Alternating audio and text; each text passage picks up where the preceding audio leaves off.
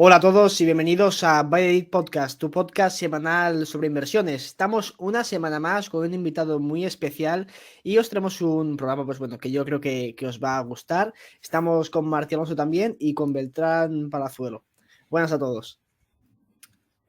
Muy buenas tardes, encantado de estar aquí y la verdad es que un honor poder hablar de inversiones con vosotros y gracias por tenerme. Gracias por la invitación.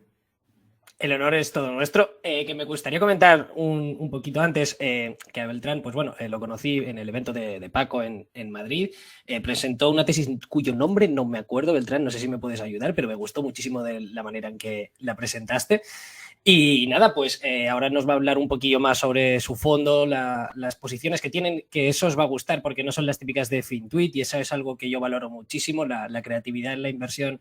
Si bien hay personas que dicen que realmente no es importante, yo creo que sí, te demuestra una capacidad de pensamiento independiente, además te aleja de los índices de referencia, con lo cual yo creo que es importante al menos salirse un poco de la zona de confort y tener cosas que tú creas que te gustan, obviamente, pero que también sean un poquito diferentes. Y vais a ver que si entréis en la página de la CNMV, el fondo de Beltrán, la grandísima mayoría de empresas, pues si bien hay algunas que son conocidas, realmente hay muchas que no y que no se comentan por aquí. Así que vamos a hablar un poquito también de las empresas que tienen. Antes que nada, Beltrán, un placer tenerte aquí, de verdad. Es un completo orgullo que nos puedas explicar tu proyecto. Y si te parece, pues empezamos hablando qué es lo que solemos hacer siempre, que es que el propio invitado se presente, porque al final, ¿quién conoce mejor a Beltrán que el propio Beltrán? Y seguro que nosotros lo haríamos muchísimo peor. Así que si nos puedes explicar un poquito quién eres, de dónde vienes, a dónde vas, sobre todo con tu proyecto, el Deep Long Term View. Y nada, más que ya te cedo el micrófono y todo tuyo. Fenomenal. Muchísimas gracias, Albert y Martí. Y nada, justo vamos, un gran evento, vamos, en el que nos conocimos y en el que, vamos, el de Value Investing FM, presenté Sol Spa, que es un competidor pequeñito de Air Liquide y del Linde y Leader Products, y la verdad que es una posición core que luego podemos ir en más detalle el por qué está. Pero vamos, ¿qué es DLTV, Deep Long Term View? Al final yo creo que en general y sobre todo también en el mundo profesional la gente está obsesionada con el corto plazo, en comprar y vender cosas sin realmente saber muy bien por qué las compran y por qué las venden. Y entonces, bueno, después de 8 años en Santa Lucía, cuando llegué de Boston, pues que había sido mi jefe Miquel Navarro y después con dos magníficos compañeros, Antonio Manzano y Kevin Alonso, que siguen la gestora de Santa Lucía, pues montamos lo que es el equipo de renta variable de Santa Lucía a finales del 14 hasta finales del 16.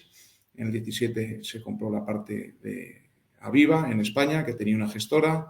Ahí se fusionaron las dos gestoras tanto de Aviva como de Alfa Plus, que era una gestora pequeñita que se había comprado Santa Lucía hace varios años. Y bueno, el equipo de renta variable pasó a hacer lo que hacía en el pasado, que era invertir a largo plazo, analizando bien las empresas, analizando pues, los equipos gestores, hablando con ellos continuamente, visitando los activos industriales, entendiendo el modelo de negocio, visitando, pues si hablamos de activos industriales o activos inmobiliarios, ir a visitar, tocar, lo mismo con los competidores. Y bueno, a finales del 2021, después de haber estado casi 8 años con ellos, yo creo que llegó la oportunidad y bueno, un poco de tener toda la independencia total, lancé mi proyecto con el apoyo de ellos son inversores nuestros, y luego también agradecer a Dux Inversores que confiase en el proyecto y lanzamos DLTV Europe el 17 de marzo del 2022 a precios de cierre. ¿Cuál es la filosofía de inversión? Pues un poco lo que hemos comentado, pero por simplificarlo mucho para los oyentes, pues básicamente, en los años 80 a Warren Buffett siempre le preguntaban a final de año qué va a hacer la bolsa el año que viene y bueno, él te decía, pues la verdad es que no sé si el año que viene va a subir 1000 puntos el Dow Jones o va a bajar 1000 puntos, pues lo que sí sé es que los siguientes 10.000 puntos van a ser hacia arriba.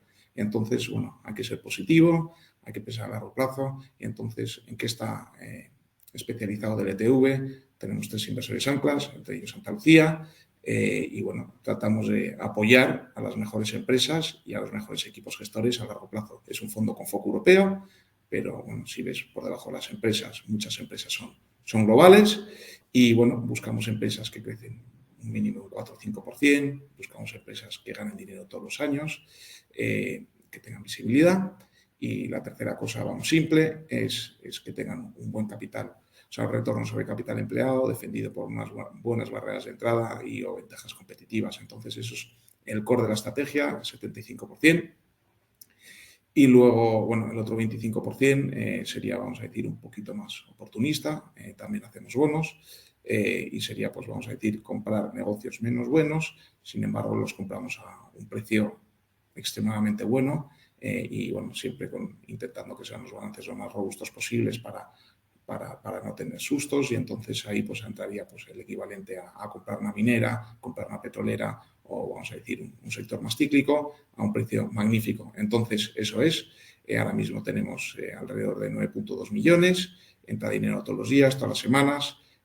Sentimos el apoyo de tanto los inversores pequeños que están conmigo en el pasado, como algún institucional que también está. Y bueno, en el futuro, a medida que el fondo vaya cogiendo volumen, pues la idea es que vamos, el plan de negocios llegar a 25 o 30 millones a final de 24, principios del 25, y a partir de ahí, cuando rompamos ese límite, pues yo supongo que ya lo que es el tamaño del fondo pues no será un impedimento para que todos los institucionales puedan estar con nosotros. Y bueno, llevamos menos de un año, vamos ahora mismo que bueno, el mercado se mueve todos los días, pero estamos subiendo alrededor de un 1% desde el lanzamiento y bueno, a eso nos dedicamos, a buscar buenas empresas, analizarlas, tocarlas y a invertir a largo plazo, ya que nuestro capital es casi permanente, pues a pensar a largo plazo de verdad y bueno, aprovechar las ineficiencias del mercado de gente que está obsesionada con el corto plazo para invertir a largo plazo y para apoyar, bueno,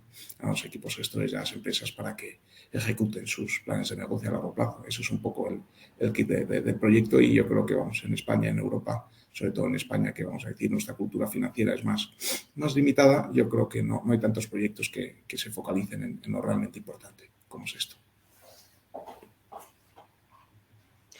Y una pregunta que me surge, Beltrán, o sea, nosotros al final, tanto Albert como yo tenemos una filosofía bastante distinta. Yo sobre todo me gusta enfocarme más en situaciones especiales. Albert es all-in en industrias cíclicas. Un fondo que al final tiene una baja rotación de posiciones y que además está tanto estructurado por una parte de renta variable y otra parte de renta fija, ¿cómo estimas las ponderaciones de los pesos? ¿En qué sectores le dedicas un porcentaje mayor? ¿Cuáles no? ¿Cuándo decides salirte? Porque aquí al final el precio tampoco es el factor determinante, sino si van manteniendo las ventajas competitivas, si las van aumentando y si el equipo gestor sigue haciendo un capital allocation correcto y un buen trabajo para retribuir al accionista. Pero más o menos, cuando tú, por ejemplo, dices, vale, esta empresa me toca quitármela o debo de meterle un mayor peso debido a la solidez del negocio o lo que sea. ¿Cómo piensas tú sobre el tema y cómo miras de estructurarlo? Fenomenal. Intentaré ser lo más claro posible y Martí y Albert, si me dejo en algo, pues reahondamos sobre este tema. O sea, lo importante para que vean los oyentes cómo trabajo. O sea, lo primero, cuando compramos una empresa, es hay que hablar con el equipo gestor, hay que hablar con los competidores, hay que tener un modelo, P&L, balance y esta de flujos de caja de la compañía a la que compras, que eso incluya varios ciclos para entender cómo performea una empresa en cualquier ciclo económico. Lo ideal es también tenerlo con los competidores, a veces por falta de tiempo, pero hay que tener los números claros de los competidores también. Y bueno, y cada inversión que hacemos, el hurdle rate que tenemos es entre un 8 y un 12%. Entonces, como quien dice, el ejemplo, pues Sol Spa, que presentamos en Value Investing FM, pues hay que, pues diríamos, vamos a modelarla hasta 2030, donde creemos que puede estar la empresa en el año 2030, haciendo X valoraciones, hay que ver pues, qué puede ganar esta empresa en el año 2030. Entonces, más o menos, tenemos nuestro precio objetivo hasta el año 2030 y dónde está ahora, los años que van a pasar. Y entonces, como quien dice, para estar en cartera tiene que tener un retorno mínimo de entre el 8 y el 12%. Eso es lo primero. Y eso contesta a la pregunta de cuándo vender. O sea, nada de lo que tengamos en cartera puede tener un retorno mínimo de por debajo del 8%. ¿Cómo se construye un portfolio? Pues un portfolio donde la gente o ciertos inversores, incluido yo, que yo tengo todo mi dinero y gran parte de mi familia metido en el fondo, o sea, tiene que durar y tiene que aguantar en cualquier circunstancia económica. Pues un abogado, pues un ejemplo de un inversor que puede ser nuestro, que aporta dinero todos los meses. Nosotros no podemos perderle el dinero aunque hay una crisis económica larga. O sea, sí que podemos tener un market to market negativo de varios años, pero no podemos hacer que el fondo salte por los aires. Por eso lo de deep long term view. O sea, esto tiene que ser robusto y resiliente. Entonces hay que bueno, tenemos 50 empresas en el fondo, las 16 o 17 mayores posiciones pesan alrededor del 67% del fondo y la idea es que esté diversificado por modelos de negocio, por geografías. Por ejemplo, España, aunque nos cueste, no sé, el 35% en el fondo, sin embargo, si luego miras por debajo sus PNL, sus modelos de negocio, lo que es España de verdad como país no pesa más del 10-12%. Entonces, eso es un poco, tiene que estar diversificado por modelos de negocio, por geografías y por sectores. Entonces, eso es el principio. Luego, pues cuando estamos realmente confiados en una empresa, pues tiene entre el 3 y el 5% de peso y luego si la empresa lo hace bien, pues puede ganar más peso del 5%, pero que se lo gane ello cotizando, no con una posición inicial mayor. Y luego empresas que tienen menos del peso del 3% pueden ser o que no tienen la valoración adecuada, entonces estarían bastante escasas de rentabilidad, pues tipo el 8, por eso igual ahí tenemos el 1, o que todavía no conocemos lo suficiente de la empresa. Entonces eso puede ser. Entonces eso es un poco lo que te contesto. Las empresas en las que tenemos más peso claramente son empresas que las vemos como muy robustas en términos de balance, en términos de modelo de negocio, en términos de equipo gestor y que además están a una valoración magníficamente atractiva. Y entonces con eso juegas un poco. Y luego lo de rotación, sí, bueno, o sea, mi rotación histórica puede ser, vamos a decir, entre un 15 y un 20% anual, pero no es que todo pueda cambiar. Si todo nuestro portfolio duplicase en 12 meses, pues igual el 30 al 40% del portfolio, o sea, igual nos habríamos quitado la mitad del fondo y tendríamos que haber buscado nuevas ideas, a no ser que las empresas, compounders que tenemos en el fondo, pues realmente pues hayan generado ese valor y que eso se refleje y nos dé una rentabilidad mínima del 8%.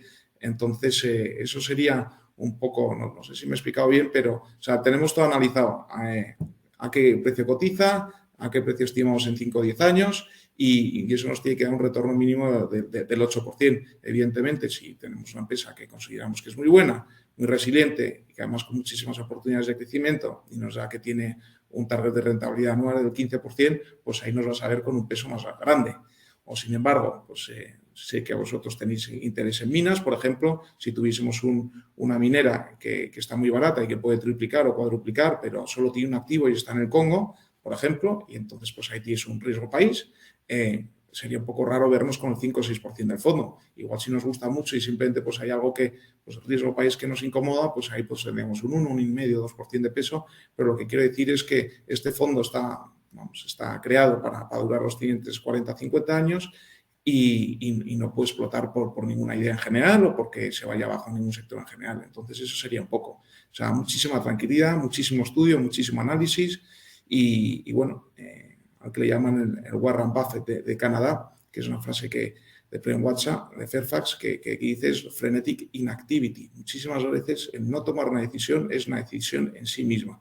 Entonces, eso es lo que hacemos nosotros. O sea, analizar cosas, leer, aprender, escuchar, meternos en un montón de cosas de resultados para ver qué está ocurriendo en el mundo, qué está ocurriendo en las empresas, en las industrias, analizar nuevos reports, hablar con otros inversores para preguntarles y entonces, al final, a largo plazo, si nos sentamos en buenas empresas a unos precios normales, ojalá que estuviesen atractivos, pues no siempre se encuentran las mejores empresas, vamos a decir, a PER 8, muchas veces te toca pagar PER 15, PER 16, eso no debería de molestarnos si esas empresas pueden crecer un 6, 7, 8%, tienen algunas ventajas competitivas, pagan un dividendo atractivo y luego pues son irrompibles, entonces eso es un poco lo que hacemos.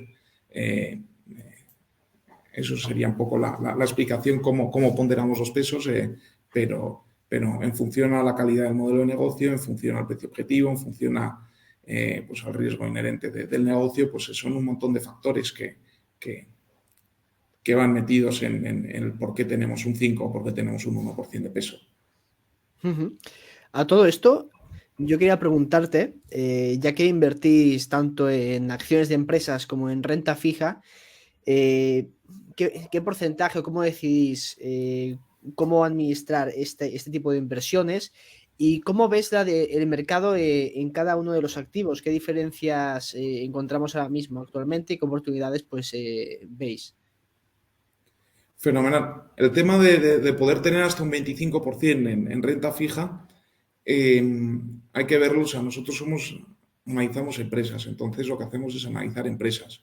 En este 25%, que sería más oportunista del fondo, puede ser pues, sector petróleo, sector minas, que realmente son negocios cíclicos. Muchas veces es menos riesgoso entrar por una estructura más senior de capital, que son los bonos. Entonces, muchas veces hay un activo en concreto que te gusta, una mina, un activo petrolero, pero el balance igual de esa empresa no es lo suficientemente robusto, sin embargo, los activos son buenos. Entonces, nosotros compramos una estructura más senior de capital y bueno, esto sería, vamos a decir, oportunista en el 25% que podemos hacer. Entonces, lo analizamos exactamente como si fuese una acción. Sin embargo, es un bono. Entonces, vemos a qué precio cotiza el bono, cuál es el balance del bono, cuál es el colateral, qué posibilidades de generación de caja tiene, si nos va a poder pagar o no nos va a poder pagar, si no nos va a poder pagar, bueno, qué otros bonos hay, qué otras deudas hay, si hay bancarias, cuáles son pues, el grado de seniority y bueno, entonces ahí ver cuál es la parte más atractiva, vamos a decir, del capital y entrar. No sé, un ejemplo de la posición más grande que tenemos en bonos, que tenemos un 4% del fondo en bonos, tenemos un bono senior unsecured de Tullow Oil del año 2025. Es una empresa, vamos a decir, que en el pasado han sido grandes exploradores. Les pilló la crisis del petróleo en el año 2014 con mucha deuda y siempre han ido arrastrando un poco demasiada deuda y ha habido dos eventos que han cambiado la compañía para siempre. Si no me equivoco fue en el 18, igual me equivoco de año, de mes, pero fue en el 18 una ampliación de capital para limpiar el balance y creo que fue a finales del 20, principios del 21, vendieron un activo muy bueno en Uganda a Total. Y entonces con eso el balance ha quedado, vamos a decir, totalmente resuelto. Alrededor del 80% de sus activos productivos están en Ghana, se llaman Jubilee y TEN. Luego tiene unos activos en Gabón y algunos activos por desarrollar, por ejemplo, en Kenia o en otras geografías. Sí, esto es una empresa que bueno, tiene como alrededor de 10-12 años de reservas y otras 10-12 años de resources y simplemente pues, esto es un bono de cupón 7 que ha ido perdiendo, vamos, salió a par a 100 y que ha ido perdiendo niveles y ahora mismo está con 62-63. El yield to maturity es el 38%. Esta empresa este año va a generar 200 millones de flujo de caja, metiéndole los intereses, la deuda neta EBITDA es como 1.7. Lo que va a ocurrir con dónde están los precios del petróleo es que en 4 o 5 años no tenga deuda cero. Entonces, aunque el equity tenga un montón de upside, pues bueno, preferimos entrar a un 38% de rentabilidad en el bono y luego hay otro bono aún más senior que este, que vence el año 2026, que tiene una rentabilidad alrededor del 20%. Es un cupón del 10% y que cotiza como 82%. Entonces, bueno, con un pick-up de 18-19% respecto a otra estructura más senior, pues nos parece adecuado. Si el petróleo se hundiese y esto fuese mal, probablemente nos convertirían en equity, el bono más senior seguiría cotizando y tendríamos una empresa prácticamente sin deuda y tendríamos el 90-95% del equity de Tullow. Entonces, eso es un poco como entraríamos ahora mismo.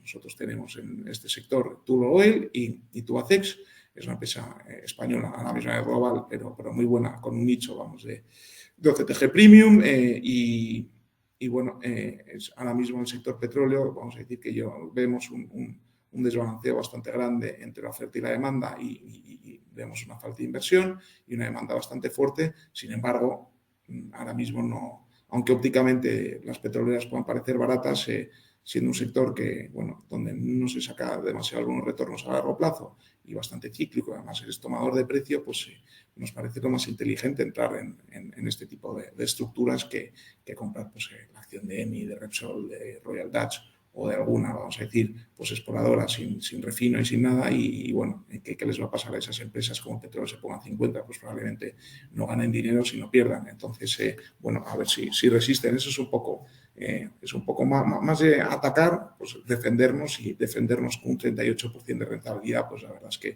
que a nosotros nos parece bastante atractivo. A mí me renta, la verdad. O sea, la putada es que, claro, como particular no lo voy a poder comprar, pero bueno, al ser un fondo, obviamente esa es una de las ventajas.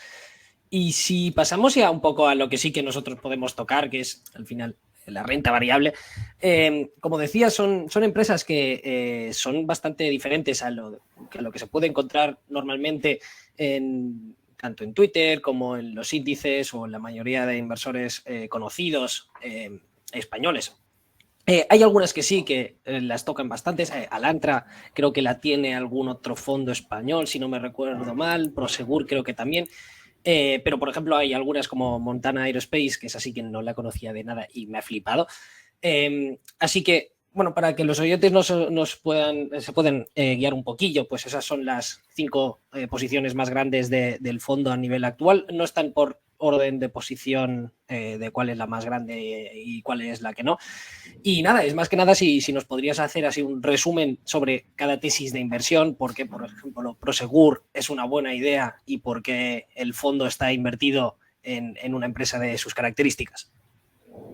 Fenomenal. Pues bueno, sí, como bien comentas, estas 5 empresas bueno, forman parte de DLTV y bueno, tienen entre un 4 y un 5% de peso. Eso nos dice que tenemos bastante convicción, y no solo en el modelo de negocio, sino en el potencial de revalorización. No sé si queréis que haga un breve resumen de las 5, paso una por una con detalle, o sea, lo que creáis que es más A intuitivo. ver, yo lo que haría es, empieza hablando sobre una y ya luego nos van a ir surgiendo dudas y esas cosillas, y así es un poquito más dinámico también. Sí, vamos por parte. Fenomenal. Pues en primer lugar, si queréis, empezamos por Prosegur Cash. Perfecto. Esto es una idea bastante controvertida, porque a primera vista todos podéis pensar que el cash se acaba. Eso es una idea, vamos a decir, bastante preconcebida y que muchas veces no es del todo cierto. Pero bueno, lo primero que se te salta a la cabeza es que el cash se acaba. Bueno, estos señores hacen bastantes más cosas que simplemente transportar el cash, pero el modelo de negocio sería transportar dinero de un sitio a otro, y no solo, bueno, serían, vamos a decir, 3 segmentos: es cash in transit, que es mover dinero de un sitio a otro; cash management services, por ejemplo, pues en un Carrefour, cuando cierra la caja, hacerle el conteo, aparte luego transportárselo; y luego nuevos productos, que nuevos productos pues puede ser desde cambio de divisa, o como puede ser bueno, en los bancos que se han quitado de las zonas rurales, pues dar servicios de bancarización, hacer de banco directamente en las zonas rurales. Y entonces, ¿por qué nos gusta esta empresa? En primer lugar, como hemos comentado, para que sea una idea core en DLTV, tiene que tener 3 cosas. Tiene que crecer orgánicamente por lo menos un 4 o 5%. Esto lo cumple. Al final, Prosegur Cash, vamos a decir, está presente en 3 geografías principales. En Europa, que vamos a decir en términos de beneficio operativo, está en España, Portugal y Alemania. Estuvo en Francia y desinvirtió el negocio, porque vamos, al final, a nivel mundial, cuando los mercados están consolidados, solo puede haber 2 o 3 jugadores para ganarse bien la vida. Luego está en Centroamérica y en Sudamérica, que bueno, aquí entrando un poco en el tema de crecimiento, son mercados donde muchos países, hay veces que ni la mitad de la población tiene cuenta bancaria. Entonces, como podréis comprender, el uso del cash es bastante intensivo. Y luego está presente en Asia, está presente, bueno, dentro de Asia es India, Indonesia y Filipinas, que son mercados de grandes crecimientos, no solo porque el cash está muy presente ahí y donde crece. Al final, el crecimiento de Prosegur Cash va atado al crecimiento de los PIB nominales, sino a las oportunidades de externalización. O sea, hablando de nuevos productos, al final el core del banco es dar créditos, no mover el dinero de un lado a otro y ni mantener sus cajeros, ni etc, etc, etc. Entonces, esto lo hace Prosegur Cash. Al final es una empresa, hay que llamarlo como logística, y bueno, ofrece muchísimos servicios de valor añadido. Paga nóminas en plataformas petrolíferas, en zonas remotos del Amazonas, cuando llegan mercancías de alto valor añadido pues a ciertos aeropuertos de Brasil, pues solo Prosegur Cash puede transportarlo, si no lo asaltarían. Entonces, bueno, tiene un buen negocio, y entonces hablando, cumple la A de crecimiento, crece por lo menos un 4 o 5% orgánicamente, y además luego tiene oportunidades vamos a decir, de bolt-on acquisitions o de adquisiciones transformacionales. Entonces eso le da al crecimiento más de un 4 o 5%. Es una empresa que gana dinero siempre, o sea, eso es una empresa buena. Y cuáles son los retornos de esta empresa, que al final que te enseña un poco cuál es el atractivo de este negocio, si limpias un poco el balance, porque esto es como una especie de spin-out de la Prosegur matriz, aunque ellos siguen teniendo el 70% de accionariado, pues los retornos estarían por encima del 20%. O sea, eso te dice que una vez cubres el CAPEX de mantenimiento, todo lo que sea por encima del CAPEX de mantenimiento, los retornos son por encima del 20%.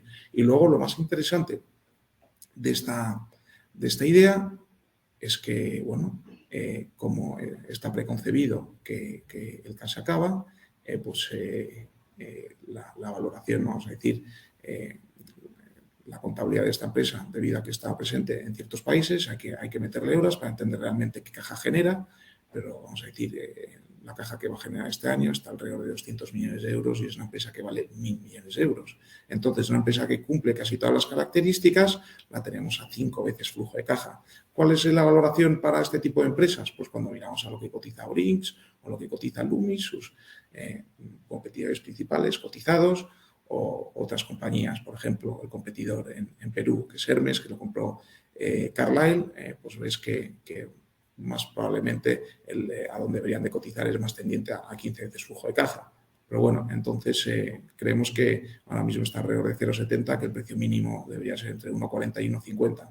Además, como es una empresa que gana mucho dinero y que es recurrente y tiene un buen balance, el dividendo es atractivo. Entonces estamos súper tranquilos aquí. Y bueno, yo creo que el potencial de revalorización a 3-5 años vistas por lo menos es el doble. Aquí el gran interrogante es el futuro del cash, que claramente pues, en el mundo desarrollado, yo creo que el país donde más se ha combatido el cash, el uso del cash, es Suecia, que es donde está presente Loomis, pero al final cuando el cash le crece como un 3-5% anual, al final lo que acabas es capturando toda la cuota de mercado, pero toda, y los márgenes son altísimos, pues el tipo de los márgenes que puede tener Prosegur Cash en Argentina. Entonces, bueno, el gran interrogante es: ¿se acaba el cash, no se acaba el cash? Realmente en las geografías donde está presente, pues a día de hoy lo dudo mucho, pero nos da una oportunidad, pues una narrativa, pues esto salía a bolsa 2, estuvo en 3 euros y ahora está en 0,70. Claramente, ¿qué son las dos cosas que lo han afectado?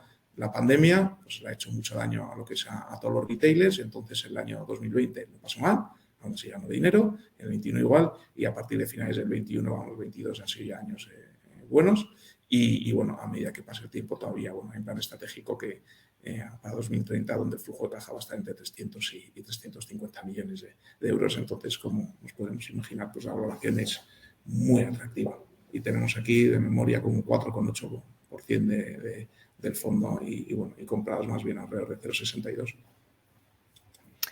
A mí, Beltrán, cuando estaba mirando las posiciones que tenías, pues bueno, para hacer un poquito el programa distinto, pues puse las preguntas que me iban surgiendo, alguna de ellas, bueno, como la diferencia de la discrepancia entre lo que tienen en LATAM, por ejemplo, de lo que tienen en Europa, que la discrepancia de los márgenes por hacer, creo yo, lo mismo, pues era realmente significativa.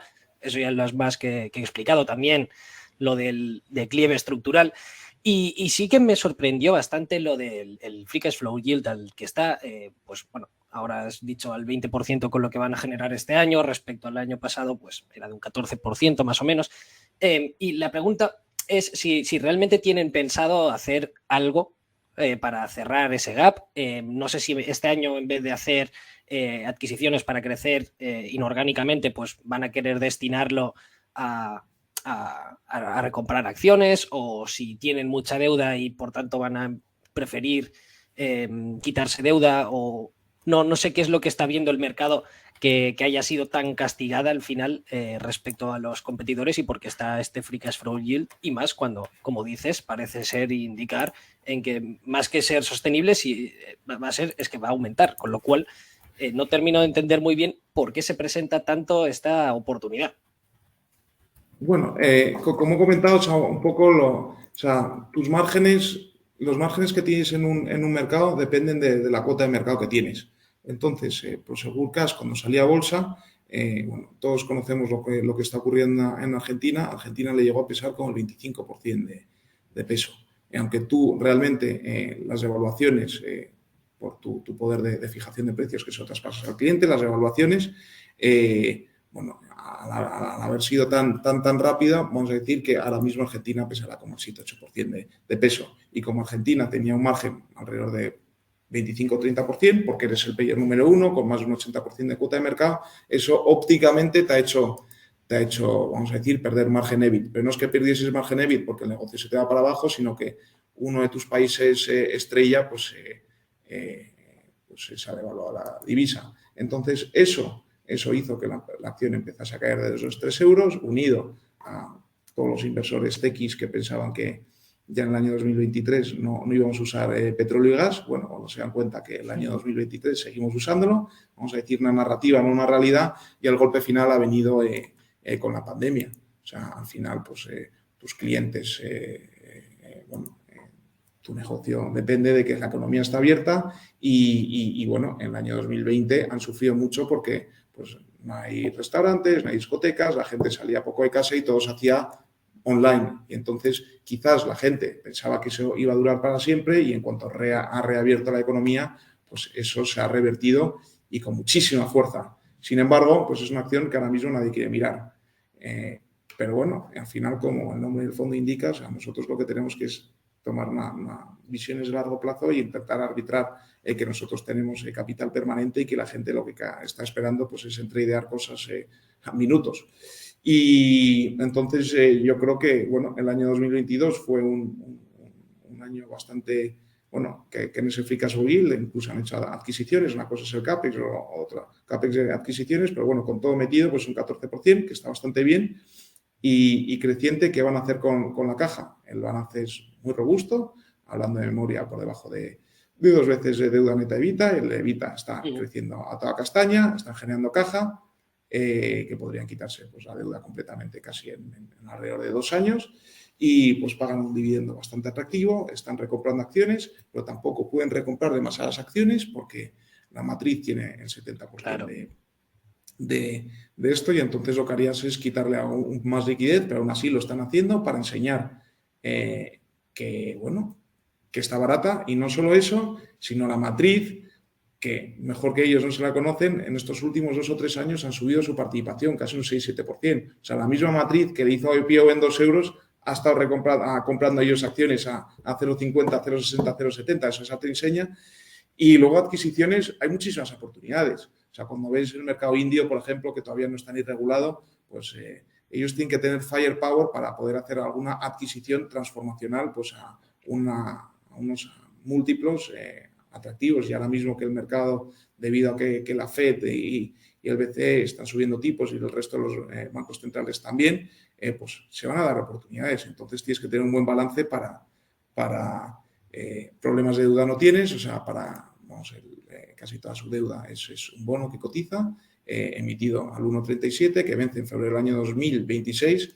Y bueno, aunque no siempre el mercado nos indica cosas que son ciertas, pero bueno, tal y como están los tipos de interés, el bono está cotizando a un 3,50 de yield. O sea, eso nos indica súper robusto. O sea, estás cotizando casi a lo que cotiza un bono español, país. Entonces, yo creo que simplemente pues es una narrativa, y luego lo que comento es que hay veces que cuando hay hiperinflación, a finales de los años tienes que ajustar los balances, entonces te da una mayor amortización en el balance, pero que es generación de caja, y luego cuando te traes la caja, porque estos señores en los diferentes países cuando acaba el trimestre se van trayendo la caja a España, eso te crea, bueno, que no es un gasto cash, pero bueno, te aparece en el P&L como gasto financiero. Entonces, en el P&L realmente el gasto financiero no tiene que ver con lo que realmente te cuesta el coste de tu deuda. Entonces,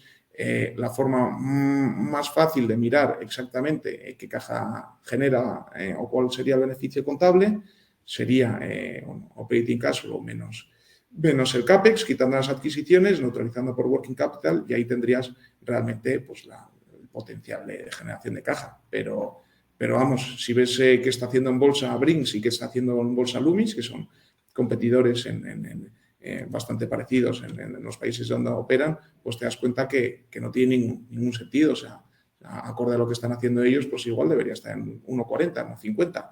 Ves dónde está Brinks, dónde está Loomis, y lo que pasa es que Prosegur Cash ha seguido bajando. Y la verdad es que parece que viven en dos mundos diferentes y no es así. Joder, más que respondidas las preguntas. Sí, Pasamos a la que tal vez, Albert, ¿no? ¿Querías añadir algo? Perdón. No, me parece que está todo muy completo, la verdad. Pues pasamos a Montana Aerospace, que esa sí que es, vamos, diferente, no lo siguiente, o sea, esa no sabía ni el nombre, o sea, y me ha sorprendido para muy bien lo que he estado viendo, o sea, realmente me parece una empresa que está creciendo como un cohete. Justamente ahora van a empezar a generar free cash flow, con lo cual, no sé, me parece una situación muy interesante, y a ver si nos puedes ilustrar un poquillo más sobre la compañía. Claro que sí. Joder, y os agradezco, vamos, que os sabéis las compañías que tiene DLTV casi mejor que yo. Pero os explico. Mira, Montana Aerospace tiene 3 segmentos. Uno, el aeroespacial, otro de e-mobility y otro de energía. Y lo que es muy importante, o sea, hablando aquí, cuando hablo de modelos de negocio y de equipos gestores, pues, ¿qué nos ha llamado la atención en Montana Aerospace? Esto es en un roadshow de un banco alemán con el que trabajamos y que, bueno, pues al final muchas veces cuando empresas hacen IPOs, hay tantas empresas que hacen IPOs que no puedes seguir todo. Pero bueno, nos sentamos con los señores de Aerospace y lo primero que me doy cuenta es que el CFO de Montana Aerospace lo conocía de Varta, en la compañía de baterías, que el emprendedor Michael Tochner, austriaco, pues compró y transformó. Pues al final las baterías es un negocio que se ha transformado totalmente. Pues antes, como quien dice, las baterías eran algo de cero valor añadido, como pues la batería que podías tener en una Game Boy o en un mando de la tele. Eso es lo que era el mundo de las baterías. Y en cambio estos compraron esa empresa, Varta, y la transformaron y al final pues uno de los mayores suministradores, por ejemplo, de las baterías pequeñitas pues para gente que tiene problemas auditivos o para los AirPods. Eso es un poco la transformación que ha hecho en Varta, y Varta es una historia de éxito. Ahora está teniendo un poco más de problemas porque, bueno, Apple está cambiando de proveedores y están teniendo problemas de costes, pero bueno, esa es otra historia. Ni esta es, llego a un roadshow de Montana Aerospace y me encuentro con el ex relación con inversores de Varta y bueno, muy buena impresión. Me cuentan exactamente qué hacen y realmente qué quieren solucionar. Pues en el mundo aeroespacial, el 90% de los aviones, más o menos, seguro que igual me equivoco en alguna cifra, pero más o menos por unas ideas claras, son Boeing y Airbus. Boeing, que hemos visto los aviones que les han dado problemas y tenían accidentes, al final todo eso viene de estirar demasiado de las cadenas de suministro. Todo lo hago con tal suministrador en tal país y al final lo que ocurre es que un avión cuando se fabrica y cuando llega, como siempre digo el ejemplo, cuando llega Airbus a Toulouse, ha dado 3 vueltas al mundo, trabajan 120 suministradores y has perdido un poco el control de tu cadena de suministro.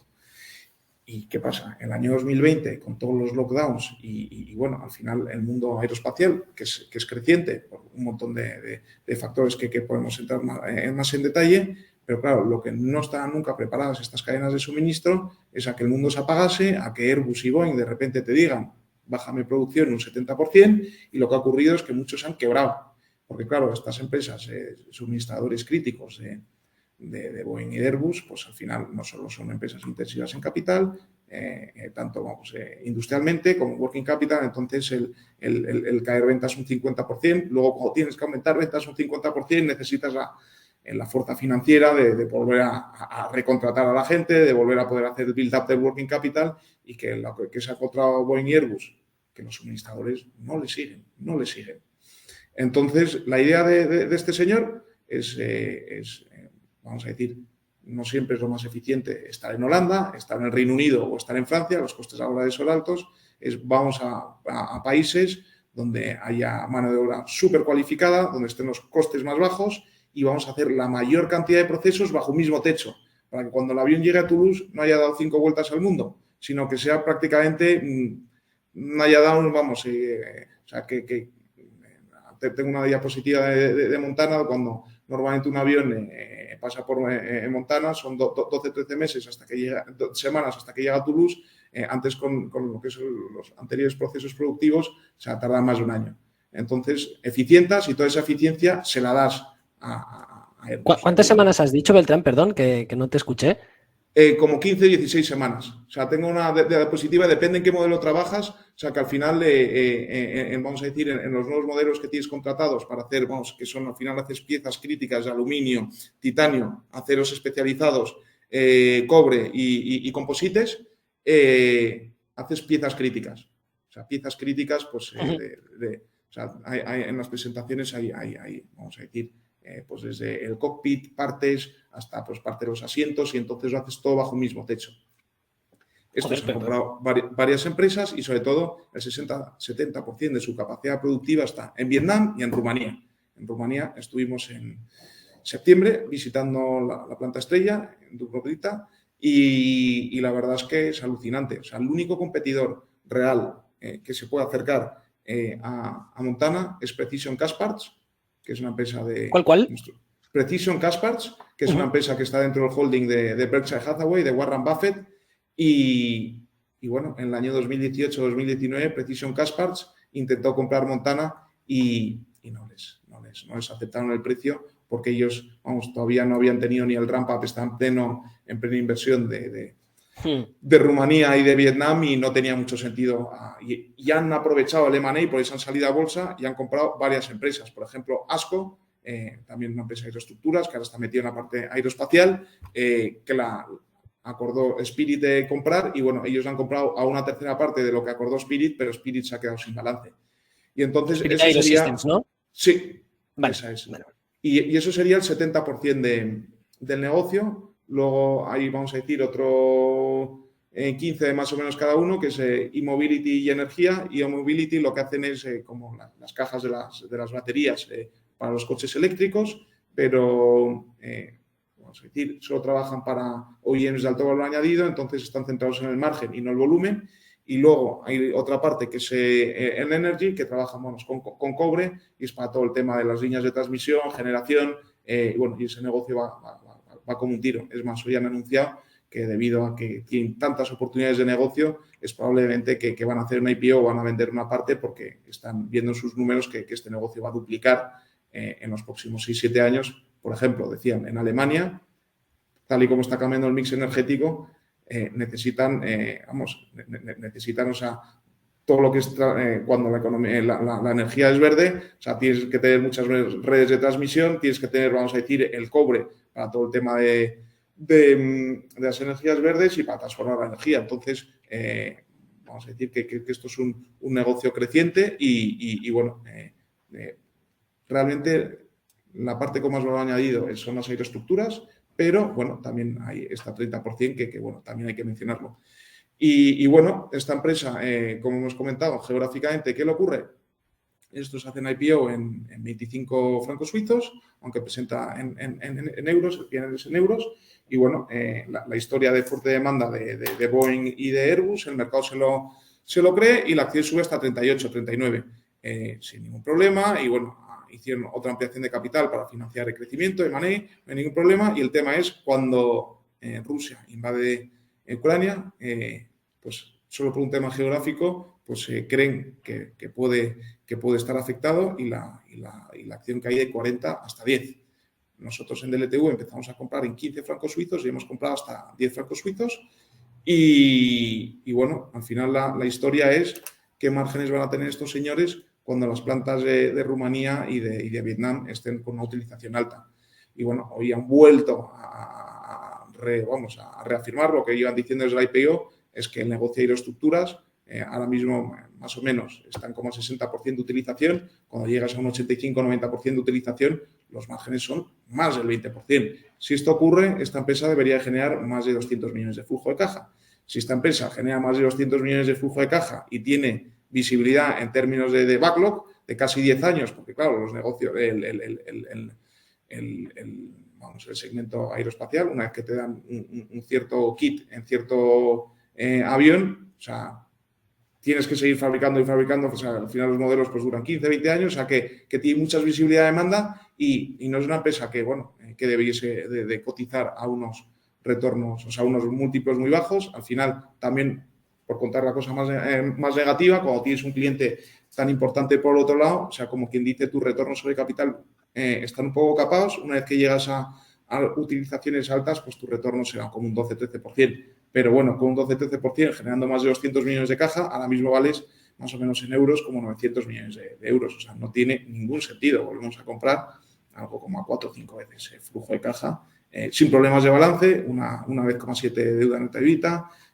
Han reafirmado que este año ya generan caja. Y no es que no generan en caja porque les ocurriese algo, no generan caja porque han hecho una inversión de 650 millones en plantas industriales, más casi 400 millones en working capital, y todavía las plantas no estaban con alta grado de utilización. Entonces, por esos dos factores, CAPEX más alto y inversión en working capital, no estás generando caja. Pero bueno, ya en el cuarto trimestre han generado caja y han reafirmado que este año 2023 van a generar caja y mucha. Entonces, bueno, eso es un poco la tesis. Sentarnos a esperar a que la utilización esté al 85-90, por lo menos que esto puede ocurrir pues ya en el 24 en algún trimestre o el 25, y entonces cuando eso ocurra, pues probablemente la acción de Montana Aerospace esté en 35-40 francos suizos, o sea, hasta en 15 todavía. Entonces, bueno, y sobre todo lo que nos gusta es muchísima visibilidad de demanda y nadie tiene nuestras plantas industriales y sobre todo tanto integración en la cantidad de procesos.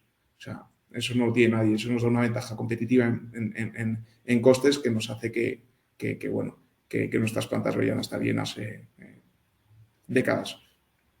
Y ahora mismo, ¿quiénes son los mayores clientes de Montana? Pues y Airbus. Airbus y Boeing, básicamente. Airbus y Boeing. No hay más. Y sí, luego pues, puedes vender alguna pieza pues, a Spirit o puedes vender pero vamos, el 80% del sector aeroespacial es Airbus. Bueno, más que nada, que si te contrata Spirit Aerosystems, al final va a estar trabajando para Boeing, Airbus y Lockheed Martin y poco más. O sea, eso decía Martí, que haga los asientos para los F-35. Justo asientos no hacen estos. O sea, estos se trabajan aluminio, titanio, vamos a decir, metales especiales, cobre y composites. O sea, lo que no es el asiento, el de foam. Vamos, o sea, sí que pueden hacer alguna parte de acero que pase por debajo de los asientos, pero lo que no es el asiento en sí. Pero sí, por eso hay tanta visibilidad de demanda. Cuando ves a Boeing y cuando ves a Airbus y ves sus backlogs, o sea, tienen visibilidad, como quien dice, no es un problema de demanda, es que no pueden ejecutar. O sea, no pueden ejecutar porque quieren que haya más Montanas de la vida. O sea, han externalizado demasiado sus cadenas de suministro, ya tiene ese problema. Y si todos los proveedores fuesen Montana, ya estarían en los run rates. Y luego, pues, por ejemplo, pues al final, en las aerolíneas, ¿cuál es tu coste más importante? La gasolina. Cualquier cosa. Entonces, las aerolíneas, aunque no llegues al final de la vida útil, o sea, es muchísimo más eficiente en coste, pues los aviones de single aisle, pues que consumen muchísimo menos fuel, y entonces a los 15 años ya estás encargando uno nuevo porque han sacado un modelo nuevo y eso todo es más trabajo Montana. Entonces, por un lado tienes lo que es el crecimiento del parque instalado, pues no sé, cuando ves los viajes por habitante, pues en una economía como China y una India, tiene que haber más, de ahí viene la demanda, y luego lo que son sustitución de flota, no solo que flota que llega al final de la vida útil, sino flota que llega a 15 años y que las aerolíneas lo que quieren es eficientar el mayor coste. Entonces, lo que es demanda, cuando ves los run rates de Boeing y de Airbus, o sea, tenemos mucho crecimiento. Pues las preguntas que están aquí en pantalla al final son las que me surgieron a mí cuando he estado mirando más que nada qué es lo que tenían. Y nada, me sorprendió ver que aproximadamente han estado invirtiendo a lo largo de los años unos 700 millones en CAPEX, que es prácticamente el 70% a lo que están cotizando actualmente y están creciendo una auténtica barbaridad. Y ahora ya han dicho, bueno, ahora ya va a ser prácticamente todo CAPEX de mantenimiento en la parte de aeroespacial. Y la pregunta es más que nada si pese a reducir el CAPEX de expansión, van a poder continuar manteniendo esta ventaja competitiva y seguir creciendo a doble dígito, que es lo que ellos están diciendo. Porque, joder, es que me sorprende un montón ahora mismo. Tan solo contando lo del CAPEX, estarán cotizando aproximadamente a 1,5 veces book value de la inversión realizada. O sea, los retornos que está diciendo el mercado es que van a ser de doble dígito seguro al final. Si además te está creciendo a doble dígito, es que esto es un pepinazo. Es la cosa que yo he visto ahí. Joder, que esto realmente tiene muy, muy, muy buena pinta. ¿Es realmente sostenible este crecimiento? Y después, lo que me sorprendió muchísimo es la estructura del management. Es que hay dos coceos, dos co-chairmans. Anteriormente eran 3 coceos, si no recuerdo mal. O sea, ¿quién es el que manda ahí? ¿Cómo se gestiona? Porque además imagino que al integrarlo todo en una misma planta industrial tiene que ser complicadísimo el mover el inventario, el ser eficiente al final. ¿Qué es lo que realmente que podrían tener ahí problemas si hay algún tipo de conflicto? Y bueno, las otras dos, más que nada, es preguntar si realmente son muy intensivos en energía. Imagino que al tratar con aluminio y todo ese tipo de materiales, pues van a ser así. Si realmente tienen pricing power, o al menos los contratos con Boeing y Airbus van a estar ajustados a la inflación. Imagino que sí, al ser tanto a largo plazo. Y después, ¿qué múltiplo crees que podría tener una empresa de estas características? En la última conference call, sin contar en esta, en la que, como has comentado, se ha hecho hoy, pues Marta, que ya has hablado de ella, pues está cotizando casi 35 veces. ¿Realmente te parecería un múltiplo razonable para Montana Aerospace? Fenomenal. Voy a intentar contestar y si me dejo algo, vamos, me decís. O sea, al final, lo que es la parte de e-mobility y energía, en planta, están a máxima utilización, las plantas industriales. El tema del IPO de la parte de energía, ven oportunidades para crecer de alrededor de 550 millones de revenue hasta 1.000 millones. Entonces, ahí van a tener que invertir. En la inversión es alrededor de 100 millones. Y en la parte aeroespacial, más o menos este año van a hacer ventas de 750 millones.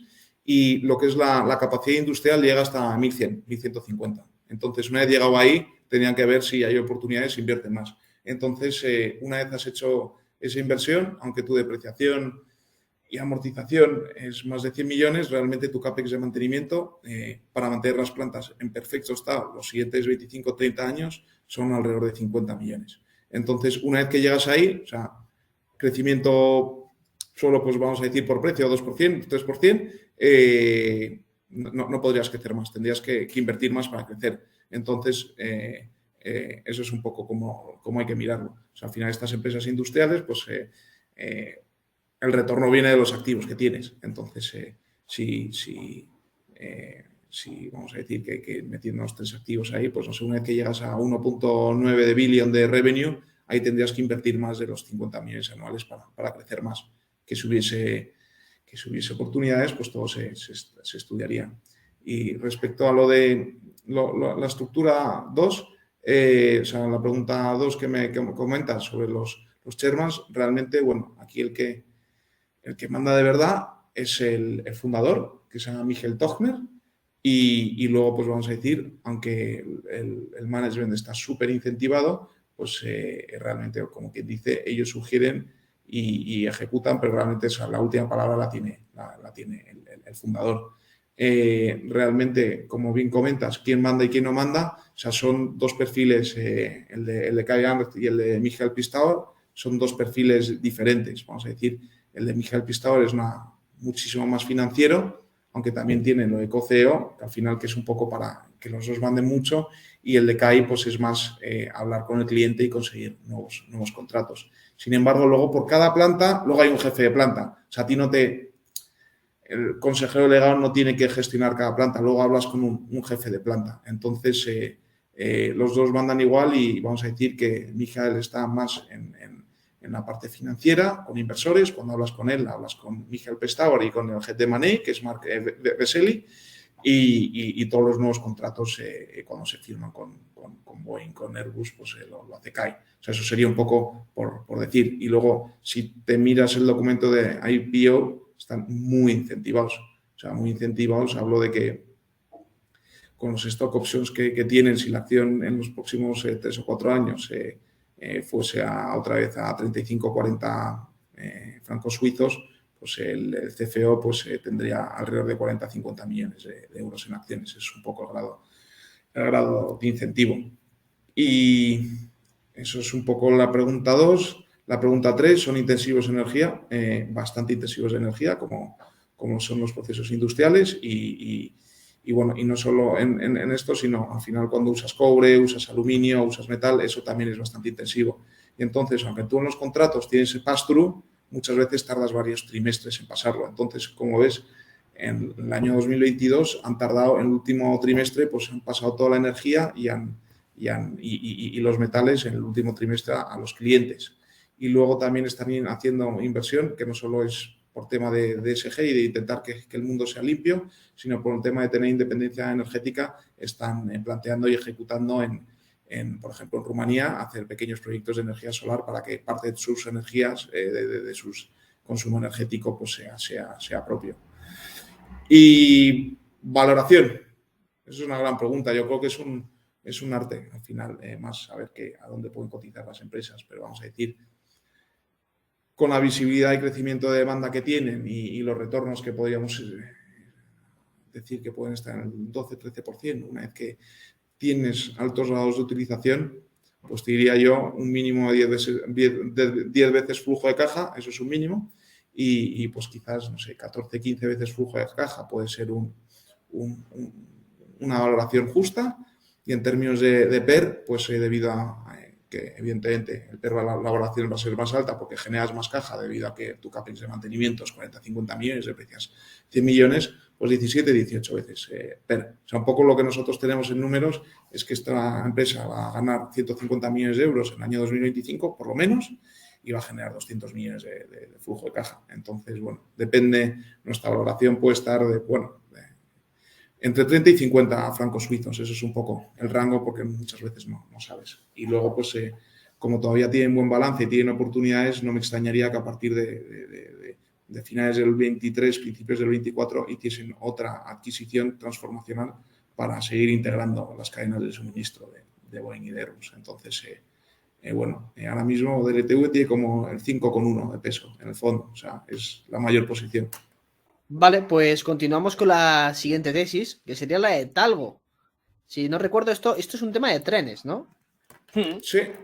Si queréis os explico qué es Talgo. Vamos, al final Talgo es una empresa histórica, vamos, que te diría yo que ya tiene casi 7 décadas y están especializados en hacer trenes de alta velocidad y muy alta velocidad. Entonces seguro que vosotros os habéis subido, en mi opinión, y no es porque esté tilte, porque tenga Talgo en el fondo, yo creo que hacen uno de los mejores productos a nivel mundial. Sí, a mí Talgo o sea, la conozco como empresa, pero yo pensaba que eran más trenes de mercancías, Talgo, más que de alta velocidad. Solo o sea, vamos a decir, donde están súper especializados es alta y muy alta velocidad. O sea, que al final no me lo sé de memoria, creo que alta velocidad no sé si es a partir de 260, 270 y muy alta a partir de 300 no sé qué. Eso tiene su mejor producto. Luego también hacen trenes que van a 220, 230, pero diferentes modelos, pero están especializados en alta y muy alta velocidad. Y que eso es muy importante porque cuando ves el sector es un sector muy, muy competitivo y ellos están especializados en un sitio donde, como te podrás imaginar, ¿qué consecuencias tiene que un tren se salga a 300 kilómetros por hora? Pues muy malas. Entonces, es muy complicado, vamos a decir, tener el sello para poder vender trenes en países desarrollados de alta, muy alta velocidad. Compiten contra Alstom, compiten contra CAF, compiten contra Siemens y Bombardier se integró en Alstom. Y Hitachi también es otro competidor y los chinos no son competidores porque, si lees la historia de la alta velocidad china han tenido bastantes problemas con muertos y no estoy seguro si en un país como Alemania o un país como España la gente estaría muy tranquila subiéndose en un tren chino que se puede descarrilar a 320 kilómetros por hora. ¿Cuál es la clave? Perdona, no se interrumpe, perdona. No, te interrumpo más que nada para que luego no se pierda el hilo de esto. Disculpas. Nada, que había visto el otro día en Twitter que los chinos anunciaron un nuevo tren que iba a 800 kilómetros por hora y mi interpretación fue, joder, yo aquí no sé si me subo, para eso voy en avión, la verdad.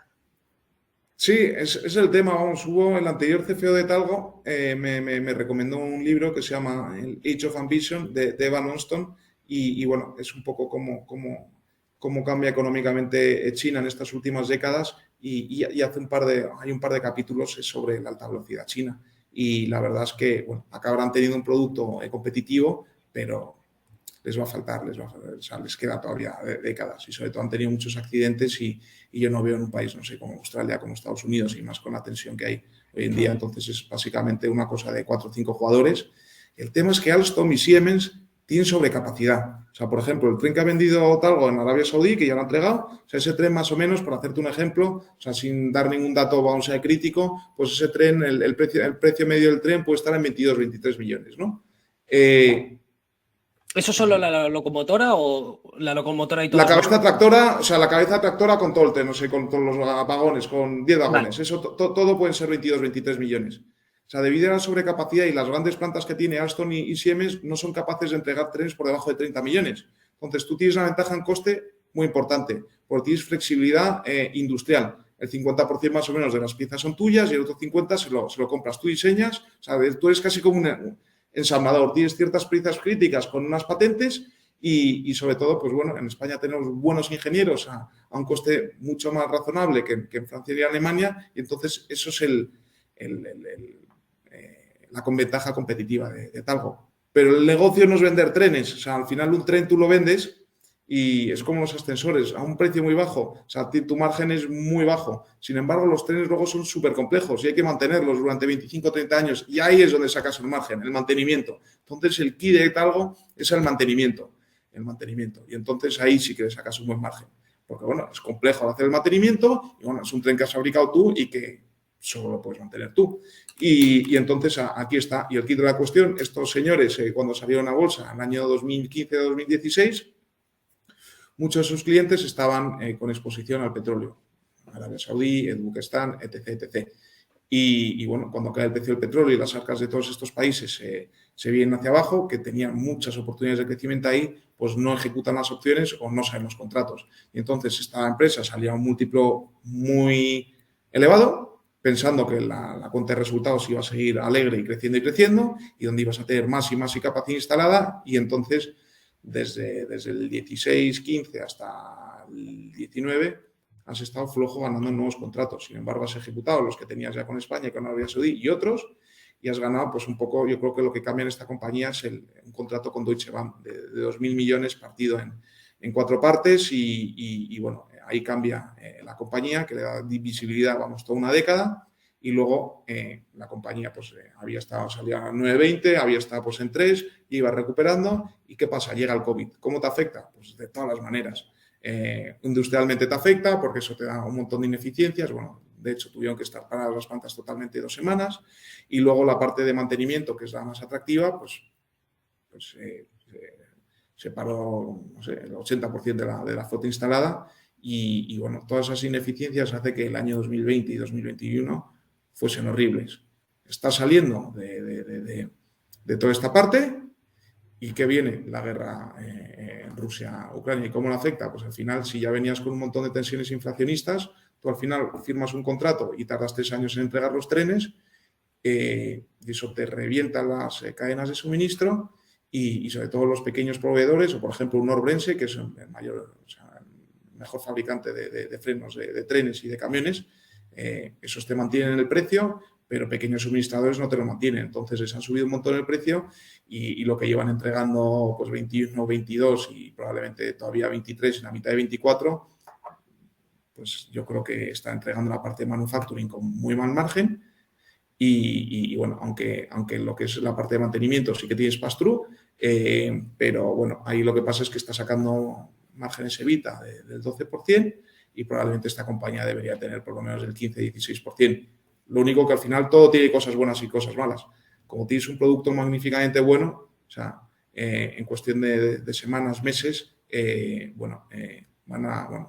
el mundo del tren, por el tema de la transición energética, tiene más demanda que nunca y entonces es posible y probable que en los siguientes trimestres se anuncien, ya se anunció contrato nuevo en Arabia Saudí, en Egipto, Alemania va a ejecutar las opciones, Dinamarca también, o sea, tienen un montón de demanda y ahora sí en los nuevos contratos van a estar priceados por si hay temas de tema de inflación que esté metido y entonces cuando todo eso ocurra, y claro que eso nunca lo hemos visto todavía, con la capacidad instalada de Arabia Saudí, que son un montón de trenes, hablo de memoria, no sé si son 27, y lo que vas a entregar en España, o sea, tienes una capacidad instalada no vista nunca en la historia de Talgo, que hace que estimemos que puedan ganar un mínimo de 55-60 millones a partir de, te diría yo, el primer año limpio van a ser el año 2025, pero el tercer y cuarto trimestre del 24 va a ocurrir. Y entonces eso te lleva a que la valoración suelo mínimo de Talgo sea por lo menos 5,5 euros,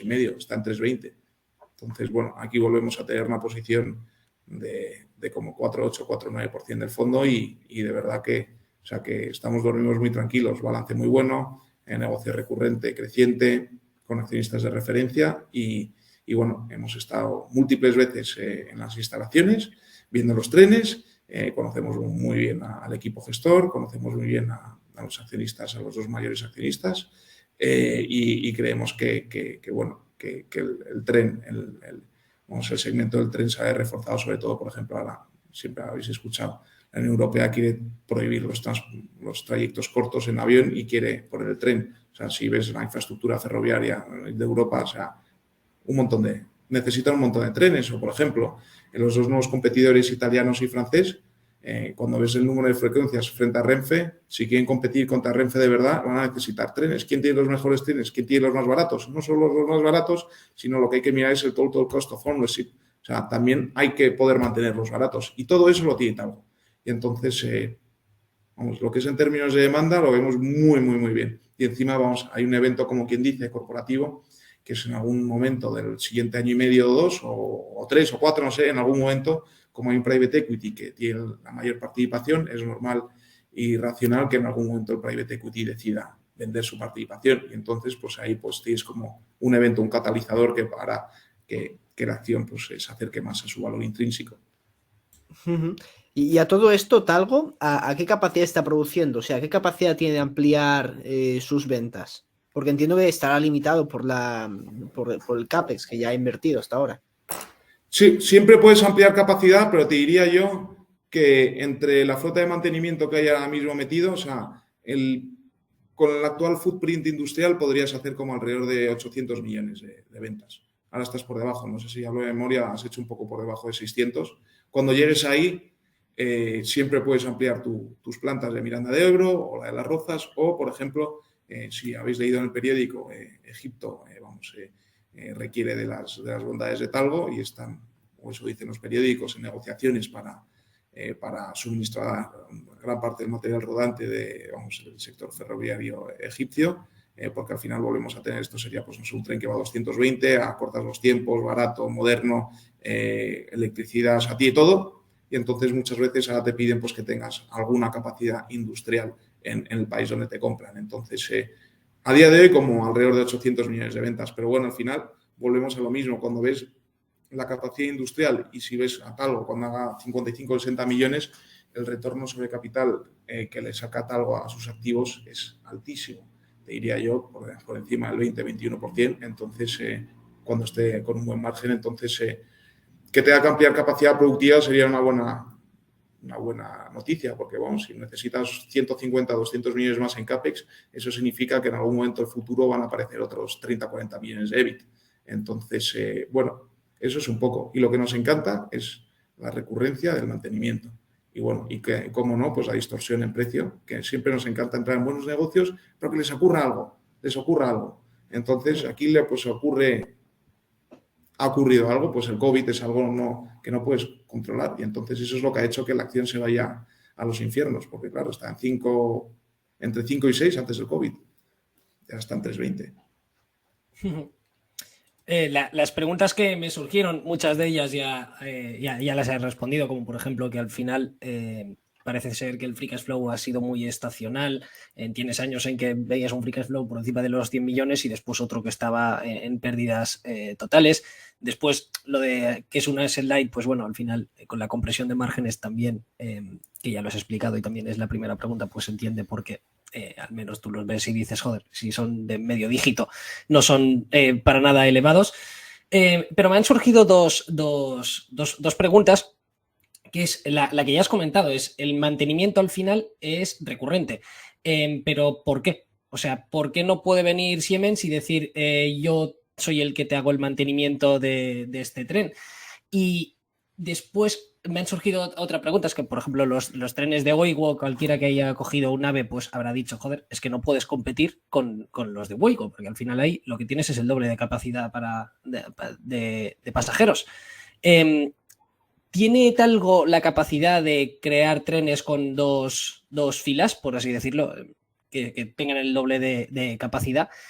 Y la última pregunta es que imagino que aquí una de las claves serán las barreras de entrada. Es decir, si tú tienes ya una instalación de mantenimiento, digamos, en Madrid, pues no va a venir Siemens que no tiene para hacer algo lo mismo, o funciona así, o ¿dónde me estoy perdiendo? Fenomenal. Pues voy a intentar, o sea, las preguntas que has comentado y las dos, o sea, al final, ¿por qué el Targo los márgenes respecto a sus competidores? Como ellos están en la parte de mayor valor añadido, como bien comentas, en el pasado llegaron hasta el 20, eso es un contrato bueno en Arabia Saudí, yo creo que deberían de estar en el futuro al menos el 16, si no más altos.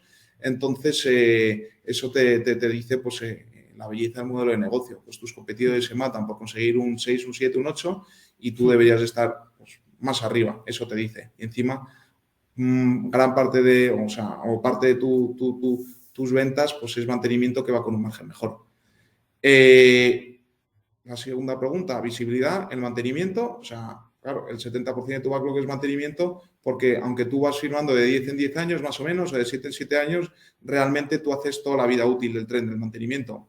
¿Por qué? Cada vez el tren es más complejo y luego, joder, o sea, qué mejor que tú que lo mantengas si has construido ese tren. Es como los ascensores, cada vez los complejizan más para que tú solo los puedas mantener. Y sobre todo, de cara a que no se te rompan las piezas, es como cuando un coche.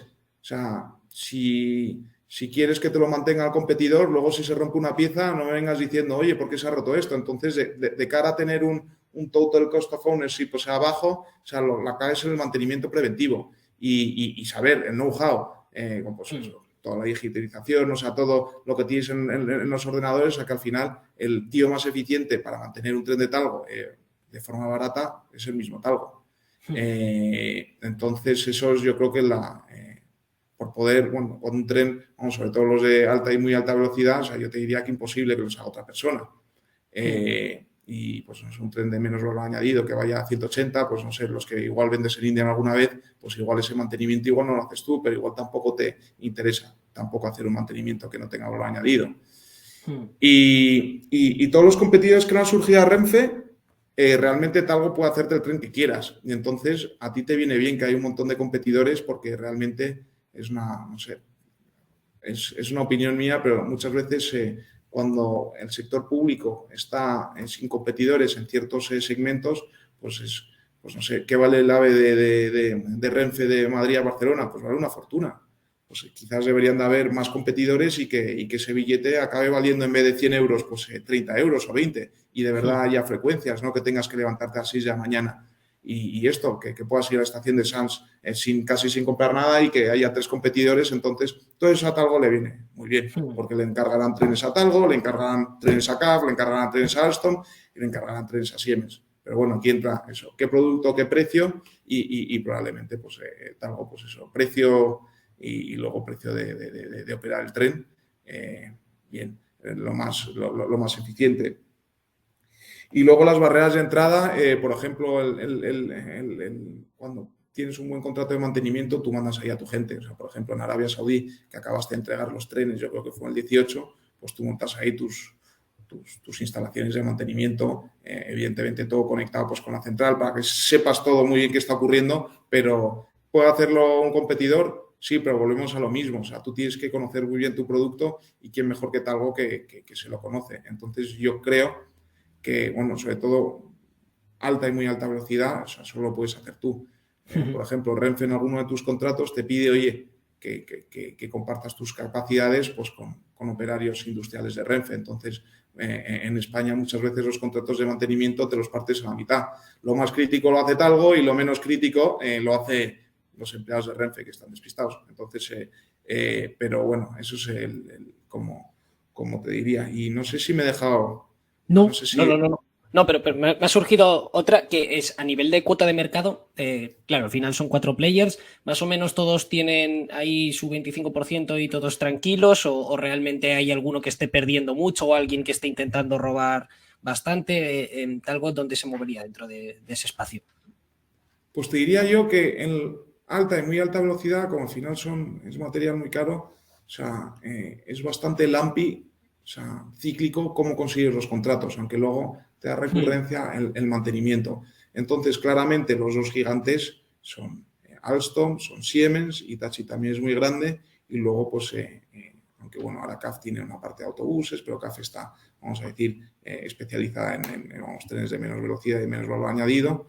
Entonces, no sé si partirlo por cuota, porque al final también tú tienes tus capacidades industriales y tienes que saber jugar. Por ejemplo, al final, no sé, como son cosas que dan mucho empleo, bueno, y nos hemos olvidado de Stadler, pero bueno, Stadler tampoco tiene alta velocidad, que bueno, que Stadler sería un candidato que cuadraría por su footprint industrial, que se especula bastante que en algún momento se puede comprar a Talgo porque no tiene alta y muy alta velocidad. Y una vez que no tienes muy alta y muy alta velocidad, o sea, si no has ganado ningún contrato, es muy complicado, casi imposible que ganes un contrato, porque cuando llegas a, oye, pues a alta velocidad en Francia, perfecto. ¿Y qué contrato has ganado? Ah, ninguno, pues fuera.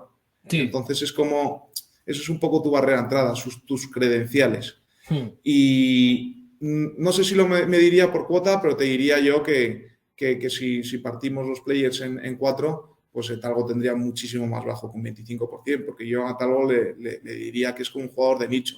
Solo van donde el contrato que ganen es favorable a ellos, tanto en términos de margen como en términos de que ellos se vean capacitados para ejecutarlo, que bueno, que las condiciones, no sé, por ejemplo, a los inversores, para que veáis la capacidad de Talgo, o sea, al final el AVE de la Meca es un tren que va por el desierto, pero no un desierto de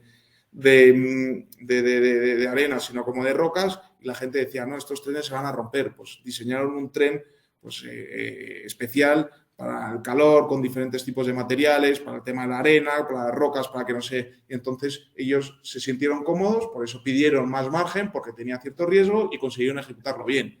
Entonces ellos solo van a donde puedan ganar un buen margen y donde el cliente te pague. Bueno, aunque si no te paga no entregas el tren, o sea, eso no tienes impago.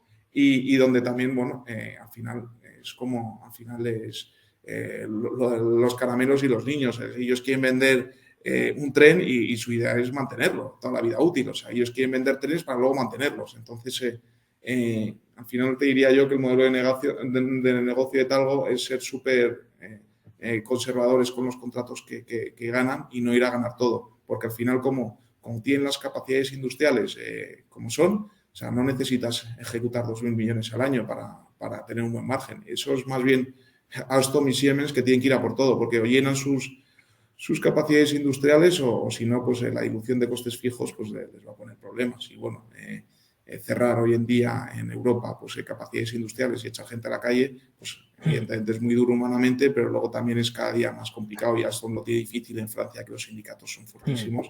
Entonces, te diría yo que Talgo es un player de nicho. Joder, me están volando mucho las tesis, pero mucho, la verdad, las estoy disfrutando mucho. Pasemos a una que tal vez no me gusta tanto, a ver si me cambias de opinión, que es Alantra, que también es bastante conocida, pues eso, dentro del mundo español, es tal vez de las más admiradas, o sea, tanto por la directiva, el precio al que está cotizando, pues es de las más admiradas. A ver si nos puedes explicar un poco qué es lo que estás viendo en Alantra y por qué al final es una empresa diferente y de calidad que merezca la pena tenerla a largo plazo. Pues fenomenal. Además, justo es una empresa que he presentado en Value Spain,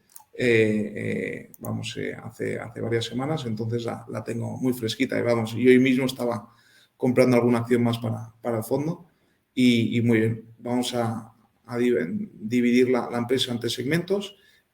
Uno de ellos es banca e inversión, la otra es una gestora de activos y la otra es CPA, que es Credit Portfolio, Credit Portfolio Advisory, que lo que ayudan es a hacer el securitizing y la venta de créditos impagados de los bancos. Les ayudan a aligerar sus balances y a buscar inversores para eso. Luego también tienen 2 segmentos nuevos, que es Alantra Technology y lo que es parte de transición energética, que bueno, aunque son 2 segmentos transversales.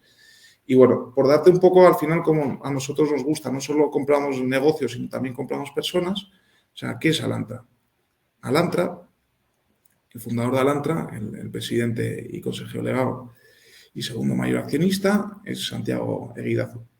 Santiago Eguidazu vende con otros 12-13 partners, AVE Asesores a Morgan Stanley en el año 99 por 300 millones de euros. Si ves todos los partners que hay ahí, todos los partners intelectualmente potentísimos, pues desde el que será consejero delegado de la Mutua, el fundador de Avante y muchos otros, vamos a decir, gente de talla intelectual muy potente.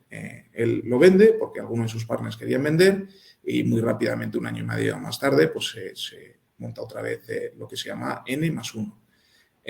Y 2 o 3 años más tarde le compran la parte de Private Equity a Morgan Stanley de Asesores. Entonces siempre han tenido lo que es la parte de Advisory y la parte vamos a decir, de alternativos. Creo que fue en el año 99, ellos para tener capital permanente sacan una cosa que se llama Dinamia Capital, que es como una parte de Private Equity cotizado, pero que lo gestionaba N+1. Y bueno, haciendo la historia corta, por un tema de eficiencias y tener un listed vehicle, fusionan N+1 y fusionan Dinamia y de ahí nace Alantra. Y bueno, Alantra que vamos a decir que cambia totalmente. En el año 2015 era un negocio súper local, donde estás especializado en clientes pequeños y medianos, solo en España, que te contaba el 70%, tenías una parte europea y le dan una vuelta completamente. Ahora España pesa solo el 15%, es un negocio europeo, estadounidense, incluso ciertas oportunidades de M&A que están estudiando en nuevos segmentos como puede ser Australia. Es un negocio, evidentemente, cíclico, pero creciente. O sea, para que os hagáis una idea, que aquí tengo los datos, esta empresa, lo que es el revenue del investment banking, ha crecido al 30,9% desde el 2014 hasta el 2021. Y de eso, 20 orgánico y 10 inorgánico. Es un negocio con unos márgenes de alrededor del 30%, donde no empleas capital y encima los costes son variables en el sentido, o sea, y fijos, o sea, que cuando tienes un año bueno, más o menos, o sea, 50% es variable y 50% fijo. Entonces, como quien dice, o sea, podría soportar caídas de revenue de 40-50% prácticamente teniendo márgenes parecidos, así contando oficina y varias cosas más. Y esto se han ido evolucionando tanto geográficamente como por qué segmentos asesoran y eso lo ves en el fee medio. En el 2014 estaban haciendo un fee medio de transacción de 300.000 euros, ya están por encima del 1,1. Y entonces esto es lo que ha ocurrido. El año pasado fue un año complejo, donde vamos a decir el bid y el ask todavía no se ven, porque si tú quieres vender, es un private equity y quieres vender una empresa, pues quieres venderlo a precios del año 2021, cuando los tipos estaban al cero y el que quiere comprar, que tiene un fondo nuevo, pues quiere comprar con un descuento. Entonces, bueno, en lo que es el volumen de transacciones del año pasado decreció a casi el 40%, pero bueno, para que veáis un poco la calidad y dónde están focalizados, ellos decrecieron al 29%, o sea, ellos suelen sacarle pues por lo menos un 8 o 9% al mercado. Y bueno, como son, vamos a decir, entrepreneurs, siempre en momentos de incertidumbre se dedican a traer a nuevos equipos y a hacer M&A, vamos a decir, a múltiplos muy atractivos. Ellos suelen comprar como a 2 veces revenue o a 6-7 veces EBIT.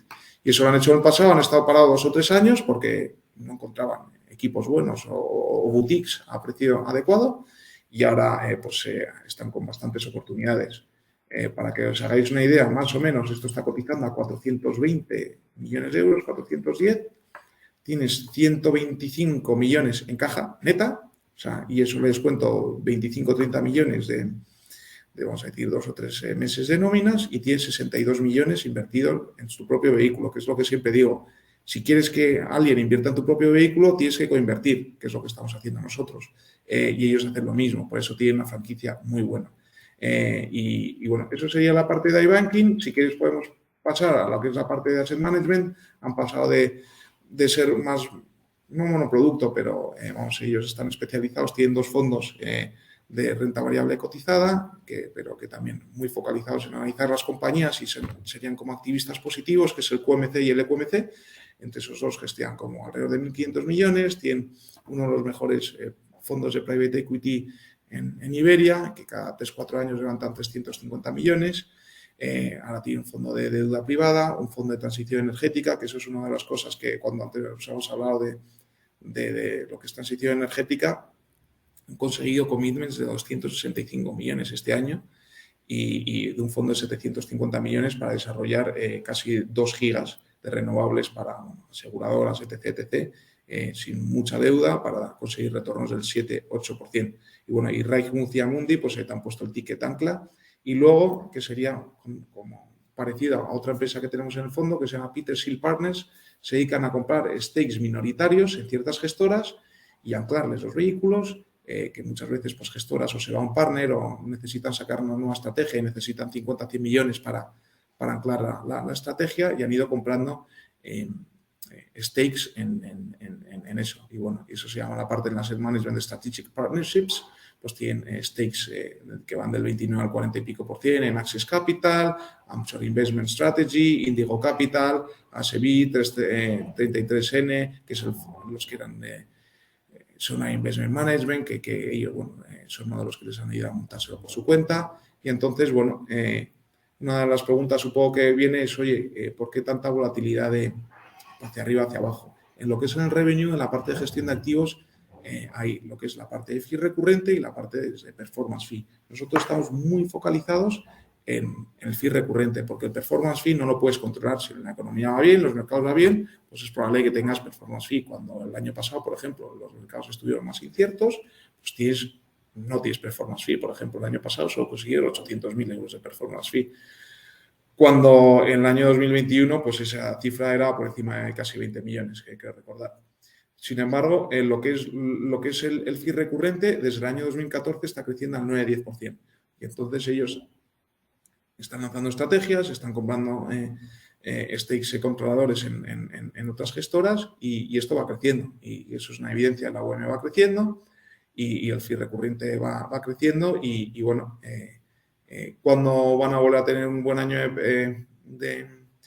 de performance fee? No lo sé, pues este año quizás igual sí, pero no lo sabemos. Y lo que es el último segmento, que es el que hemos comentado, el de CPA, Credit Portfolio Advisory, pues bueno,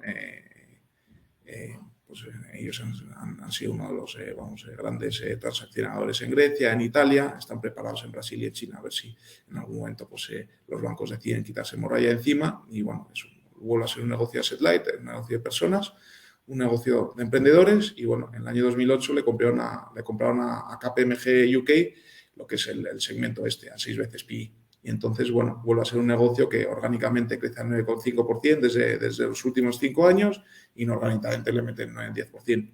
Si metes todo esto en una coctelera, dices, ¿ya cuánto cotiza?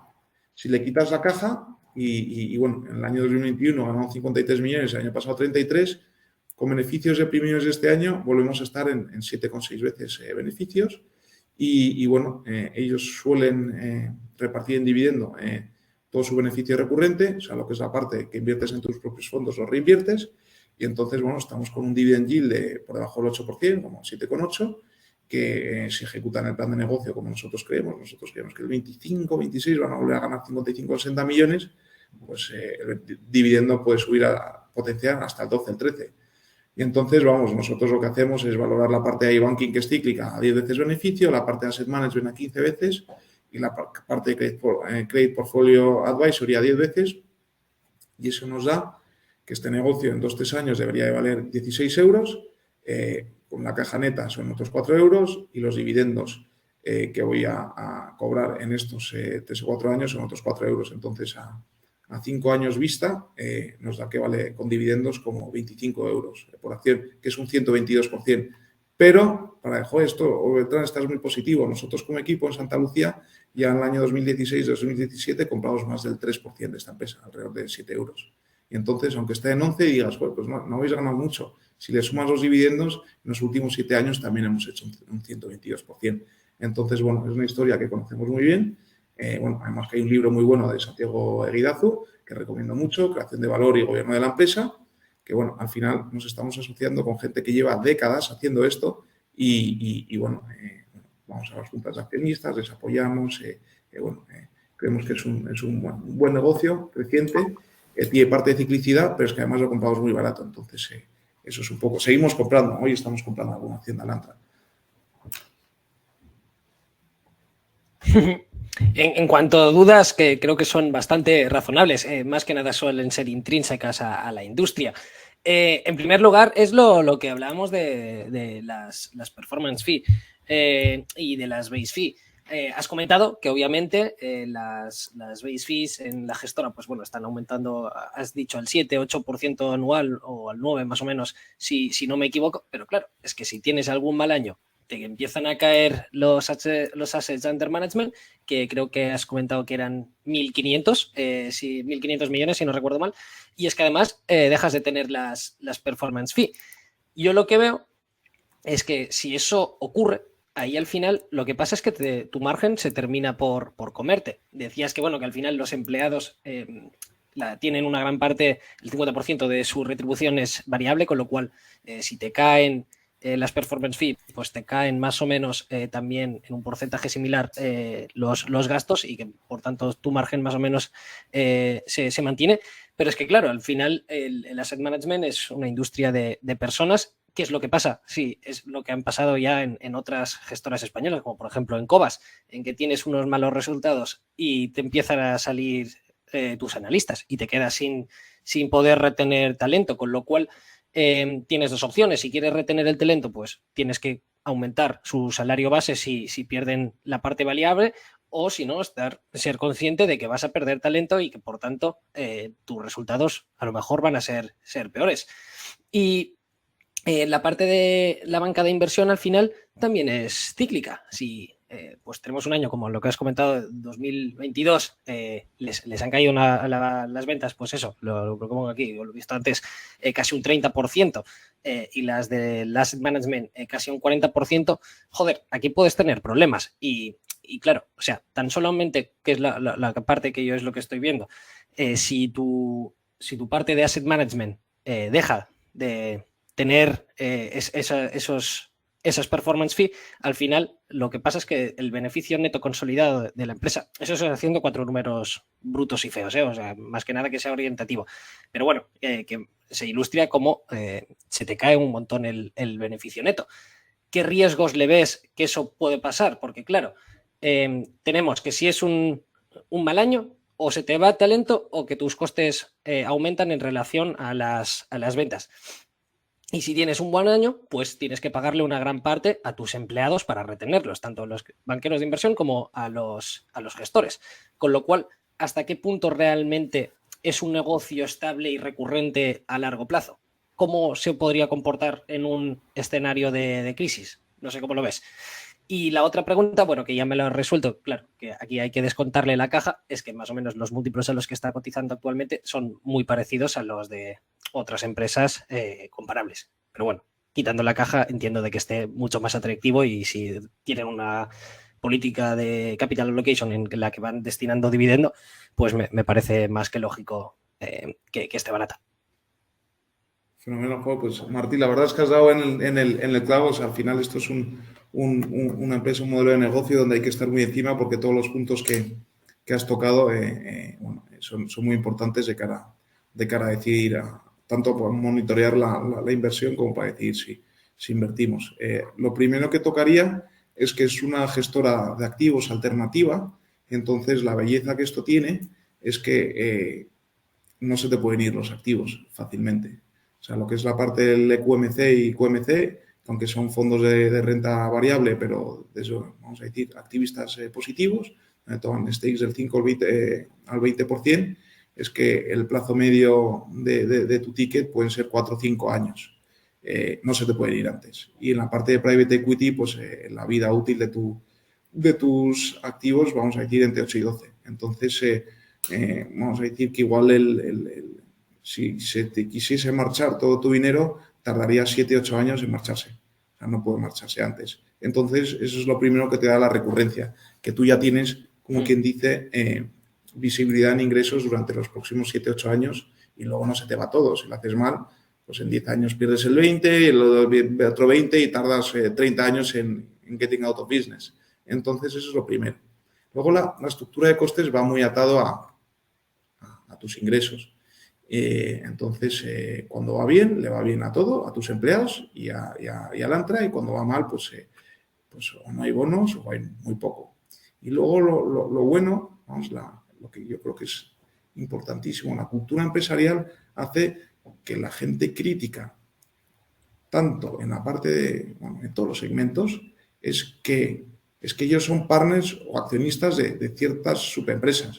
O sea, como quiere decir el hombre aquí del EQMC, Francisco de Juan, él es accionista un 10% de lo que es la sociedad gestora del EQMC. Entonces, con eso evitas lo que ocurrió pues, con Paramés en Bestinver. Tú al final tienes que hacer que ellos actúen y piensen como dueños, que lo vean como suyo, que no solo sus bonos estén invertidos en el vehículo, sino que ellos tengan porcentaje económico de cuando las cosas van bien. Entonces, eso es la parte de asset management. Una pregunta, o sea, ¿eso los gestores son los que están y que tienen ownership o es también la parte de los analistas o es más o menos solamente los gestores, el talento estrella? Talento estrella, pero también hay analistas de mucho porte que tienen, vamos a decir, planes de incentivo súper alineados con tanto la rentabilidad del fondo como los economics del fondo. Si el EQMC pasase de gestionar 1.200 millones a gestionar 3.500 y hacerlo bien, pues muy probablemente pues, ese analista ganaría 3 veces más y encima pues parte de su retribución variable va en participaciones del fondo y si ese analista claramente es crítico, pues acaba teniendo o indirectamente a través de un bono, o sea, como Phantom Shares o acaba teniendo participación directa en esa sociedad que gestiona el fondo y lo mismo en Investment Banking y lo mismo en CPA. O sea, cuando tú andas al final ves todas las divisiones, ves que hay una parte de minoritarios y esa parte de minoritarios son los mismos empleados muchas veces que tienen stakes en los segmentos.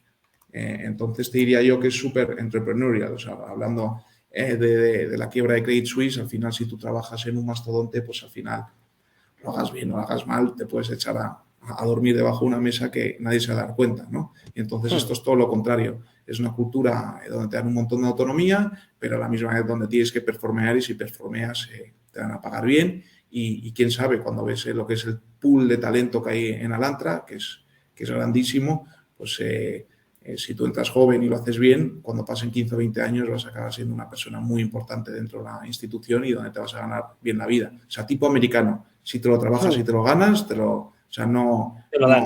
Claro, te lo dan. Y entonces es un poco cultura americana y bueno, al final cuando ves el management team, desde el secretario del consejo al CEO y fundador, y bueno, y hay uno de los inversores que es el mayor inversor, que es Ricardo Portabella, que también era el mayor inversor de Dinamia, por eso acaba ahí. O sea, al final ellos están incentivados a atraer talento y a mantenerlo y a crecerlo. O sea, al final, por ejemplo, lo que han conseguido trayendo al equipo de ciberseguridad de Sonae es la leche, que unos españoles monten que ellos son portugueses, pero que Alantra forme parte de montar un fondo de ciberseguridad que invierta en empresas en Israel y en otras partes del mundo, pues es para estar, eso es que que están haciendo algo bien, porque han traído un equipo, les han hecho la inversión, les han puesto el capital ancla, les han dado los economics para que el equipo gestor, pues no sé de memoria, no sé si tienen 40 o un 30% del porcentaje de la gestora, que se sientan como suyo, autonomía total a la hora de invertir, y entonces empiezas a tocar una serie de partes que hace que la gente quiera trabajar para Alantra y no para otros sitios. Y cuando ves el tamaño que tiene, al final, pues igual en 20 o 30 años no está ganando 50 o 60 millones y no está ganando 200. Sigue siendo un tamaño bastante manejable. Y luego otra ventaja competitiva es la caja. Al final siempre es una mala cosa que haya crisis, pero es que ellos lo van a aprovechar, como han aprovechado en el pasado. Van a adquirir empresas a un múltiplo magnífico, o van a traer equipos donde de repente te dice tal banco de inversión, no, ya el shipping no es core. Ellos han traído un equipo de shipping que ha hecho como 8 millones, 9 millones de revenue el año pasado, quizás que para otra banca no era banco de inversión, no era core, y ellos te traen, te cuidan, te alquilan la oficina, te gastos de viajes hasta que empiezas a conseguir clientes y pim, pim, pim, y luego te dan un porcentaje de lo que generas. Entonces eso es el mundo ideal. Es como si a vosotros que os gusta la inversión, a Martí y Albert, pues que os dicen que os montan un fondo. Os ponen 30 millones el día 1, os montan una oficina, os ayudan con el marketing, consiguiendo inversores en Estados Unidos, pues dices, es el mundo ideal. ¿Para qué? ¿Cómo no voy a estar con Alantra? Si lo complicado es que me pongan los primeros 20 o 30 millones y que me ayuden a escalar mi negocio. Entonces, eso a lo mismo, banca de inversión, asset management y el CPA. Entonces yo les veo como que lo han hecho en el pasado, es que lo llevan haciendo ya 30 años. O sea, lo de ADA Asesores es un éxito. Imagínate, con la inflación, 300 millones de bicho a Morgan Stanley. Y ahora lo están haciendo otra vez. Y todos los años ganan dinero. Claramente tienes cierta ciclicidad. Por eso no estás capturando un múltiplo muy alto. Porque claro, aunque le metas 420 millones y le quitas, vamos a decir, entre lo que tienes invertido en tus fondos y la caja y le quitas 200 millones, o sea, son 210 millones. Lo divides por 40, aunque tiene un extraordinario de la venta de la banca privada, realmente el fee business hizo 33, o sea, estás cotizando como a 6 veces y medio un beneficio deprimido. O sea, con que captures 10 veces de cuando el beneficio se vuelve a ir a 50-60, la acción volverá a ir a 17-18 euros. Y mientras te van pagando un 8 o 12% de dividendo. De verdad, generado con dinero. Entonces, nos parece una historia buena y probablemente acompaña del ETV durante las siguientes décadas. Eso sí, si la acción se pone en 20, en vez de tener un 3,5 del fondo, igual tendré un 1. O si la acción se pone en 8, igual tenemos un 6. O sea, es muy bien. Ahí es un poco lo que jugamos con las ineficiencias de mercado, valores no tan grandes, no tan seguidos, no los cubre casi nadie o nadie. Creo que la conozco muy bien y bueno, es jugar a que el mercado, no sepa dónde está, pues que juegue, pues eso, con la portada del Financial Times. Va a haber menos M&A, no va a haber performance fee, no va a haber no sé qué. Nosotros estamos no pensando en el 23, estamos pensando en el 25 o el 26 y bueno, hablando cada 3 meses con ellos, viendo cómo avanzan con el modelo de negocio, machacándonos de cabo a rabo pues el annual report con todo, que siempre contiene información buena, y luego pues eso es un poco lo que hacemos. Y entonces, ¿qué múltiplo? No sé, el múltiplo de valoración, pues lo mismo, pues no sé, la parte de banking 10 veces porque es muy cíclico, y la parte de asset management, pues quizás la parte de performance fees 7-8 veces, no más, y la parte de fees recurrentes, cercana entre 15 y 20 veces. Pero no sé, el blended te podría salir 12-13 veces. O sea que esto debería estar cotizando a 12-13 veces. Entonces vas a tener expansión de múltiplo, dividendos, por generación de caja y crecimiento de resultados. Eso es un poco lo que vemos aquí en Alantra. Más que claro. Si podemos ya ir a la quinta posición de las que son de las principales del fondo, que es SAP, que yo reconozco que aquí sí que no me entero, el negocio de software, que si entra entrepreneurs y esas cosillas, ahí ya me he perdido. A ver si me puedes ilustrar un poquillo sobre qué es lo que hace la compañía. No, claro, te ilustro y luego vamos comentarte que bueno, que no es un, como quien dice, o sea, puede ser muy fácil o muy difícil de explicar. Pero básicamente, bueno, estos conocemos todos muy bien que hacen, o sea, son el número uno, es uno de los software más críticos en ciertas empresas bueno, hacen pues IRP y otro tipo de cosas. Vamos, al final tienen un conjunto de softwares que son críticos para las empresas y que les ayudan en múltiples tipos de cosas, pero vamos a decir los dos puntos donde me gustaría tocar es dónde estaba Microsoft en el año 2012-2013 y dónde está SAP, bueno, que yo creo que la transición a la cloud y a lo que está haciendo ahora ya está a mitad de camino. Lo primero es venta de licencias a recurrente, pasar de antes pues se vendían licencias y luego lo mantenías, pero y ahora están cada vez pasando a software as a service, o sea, dar un servicio y que los clientes paguen mensualmente, y luego a on-premise a tener todo tu conjunto de softwares metido dentro de la empresa a tenerlo en la cloud. Entonces, todo eso cuesta dinero y esfuerzo hacer que tus clientes transicionen. Entonces, eso tiene una serie de efectos en el P&L que hace que tu revenue no crezca durante un par de años y que tus márgenes se hundan. Vamos, con la guía que ellos han dado, más o menos que la van a cumplir hacia arriba, más o menos deberían de hacer entre 36.000 y 40.000 millones de revenue en el año 2025 y con los márgenes que ellos han dado, que más o menos debería acabar siendo un margen de alrededor del 25% de margen EBIT, deberías de poder producir sin problema entre 7 y 8 billion de free cash flow. Y entonces, vamos a decir, una empresa de esta calidad, recurrente, creciente, unos retornos sobre el capital empleado y crítico, pues debería cotizar más o menos a un múltiplo de valoración mínimo de alrededor de 20 veces, y eso te lleva 150 euros por acción. Y luego, pues ya si te metes en qué tipo de software tiene y qué hace, pues muchos, o sea, por ejemplo, una de las cosas que además ha vendido hace poco, que se llama Qualtrics, que la compró, que fue una empresa estadounidense para integrarlo en todo el conjunto de servicios que ofrece, pues es un software para empleados de service, o sea, ¿estás contento, no estás contento? ¿En qué mejorarías en tu equipo? O sea, sí, no sé cómo se dice en español, service. Y entonces eran una de las empresas pues, que más crecían y con mejor producto.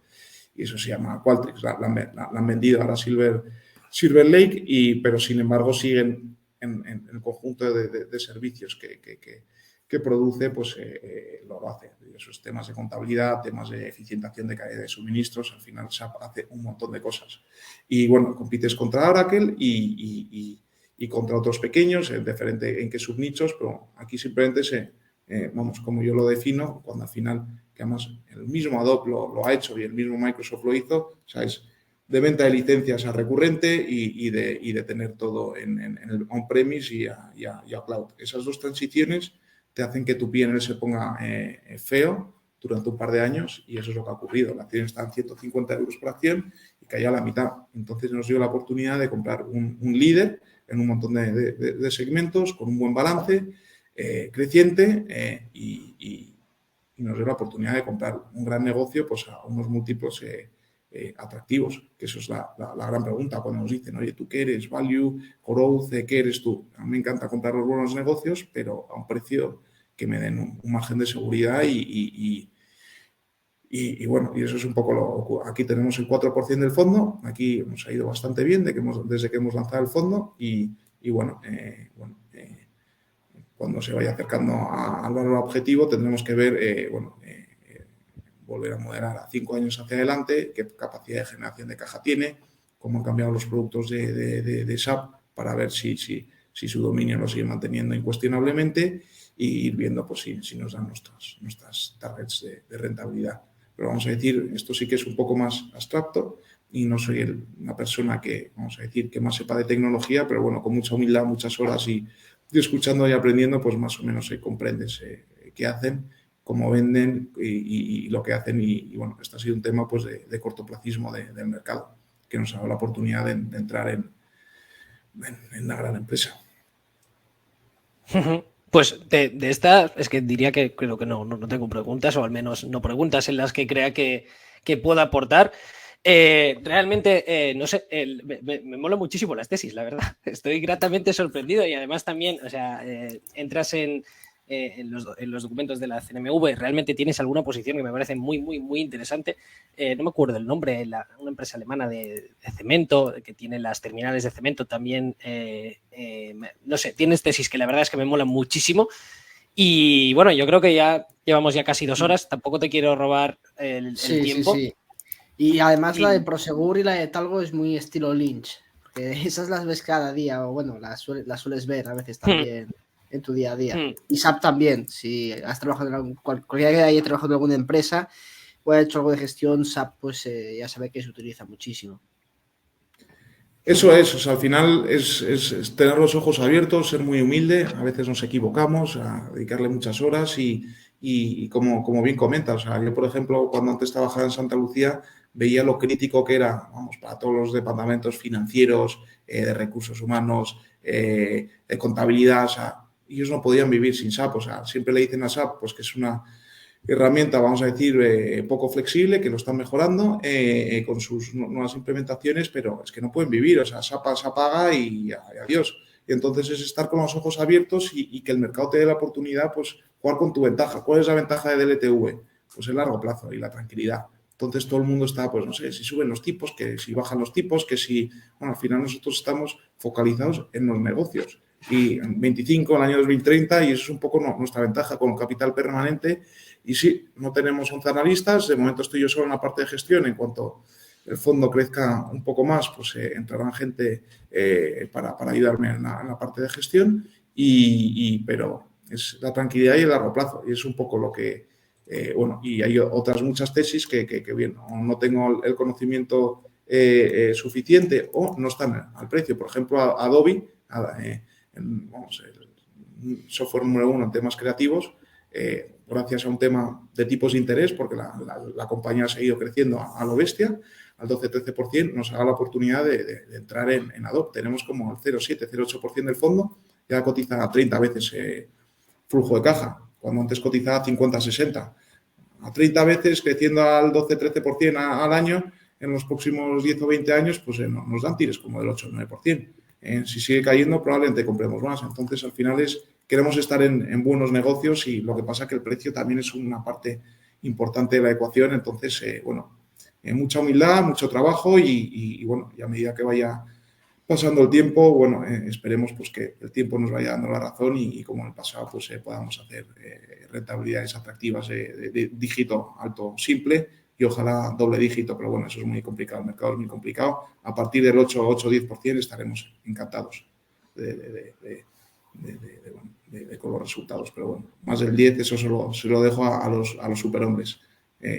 Targeteamos a ello, pero hacerlo consistentemente es muy complicado. Y Beltrán, una pregunta, para los que les guste el proyecto de Deep Long Term View y digan, joder, quiero remar contigo durante todos estos años, ¿cómo pueden contratar el fondo? Pues muchas gracias, Martí, vamos, y Alberto. O sea, al final se puede contratar de dos maneras. En la página web de Dux Inversores es la forma más fácil. Vamos, con el teléfono móvil o con el ordenador, en 2-3 minutos, vamos, con el DNI en la mano se puede contratar. Además tenemos 2 clases, una a partir de 2 millones, que es institucionales, y otra a partir de 10 euros, que es en la que estoy yo, con comisiones muy parecidas. Y vamos, se puede hacer aportaciones mensuales o lo que quieran, o a través, si vosotros hay gente pues que le gusta comprar fondos de terceros, está dado de alta en Allfunds, que es otra empresa que tenemos en los fondos. Entonces se debería poder comprar a través de cualquier banco o plataforma de inversión. Lo que pasa que otra cosa es que os den acceso, que muchas veces ciertos bancos no quieren dar acceso a fondos independientes. Entonces es muy fácil, o a través de Allfunds de cualquier banco, o directamente en la página web de Dux Inversores, y el fondo, bueno, es DLTV Europe. Eso sería vamos, y encantado, vamos, de si alguien quiere apoyarnos y contribuir con su inversión, siempre es bienvenido, y vamos, mandarles las cartas trimestrales y bueno, y explicar lo que hacemos. Encantados de compartir lo que hacemos con quien esté interesado. Pues Albert, yo creo que ya lo podríamos dejar aquí. La verdad es que ha sido muy, muy enriquecedor el programa. Me ha gustado muchísimo, la verdad, pero muchísimo. Y de hecho tengo pendiente seguir mirando tu cartera al detalle a ver si se me permite a ver ahí qué es lo que encuentro, porque joder, las tesis me están molando muchísimo. Y nada, agradecerte que has estado aquí. Recordar también a los oyentes que tenéis disponible la suscripción gratuita en Portfolio de Inversión si queréis aprender a manejar bien vuestros portfolios, y también en análisis de inversión, pues si queréis ver las mejores tesis escritas en español, pues ahí también lo tenéis todo disponible. Y dicho esto, Albert, nos despides como siempre.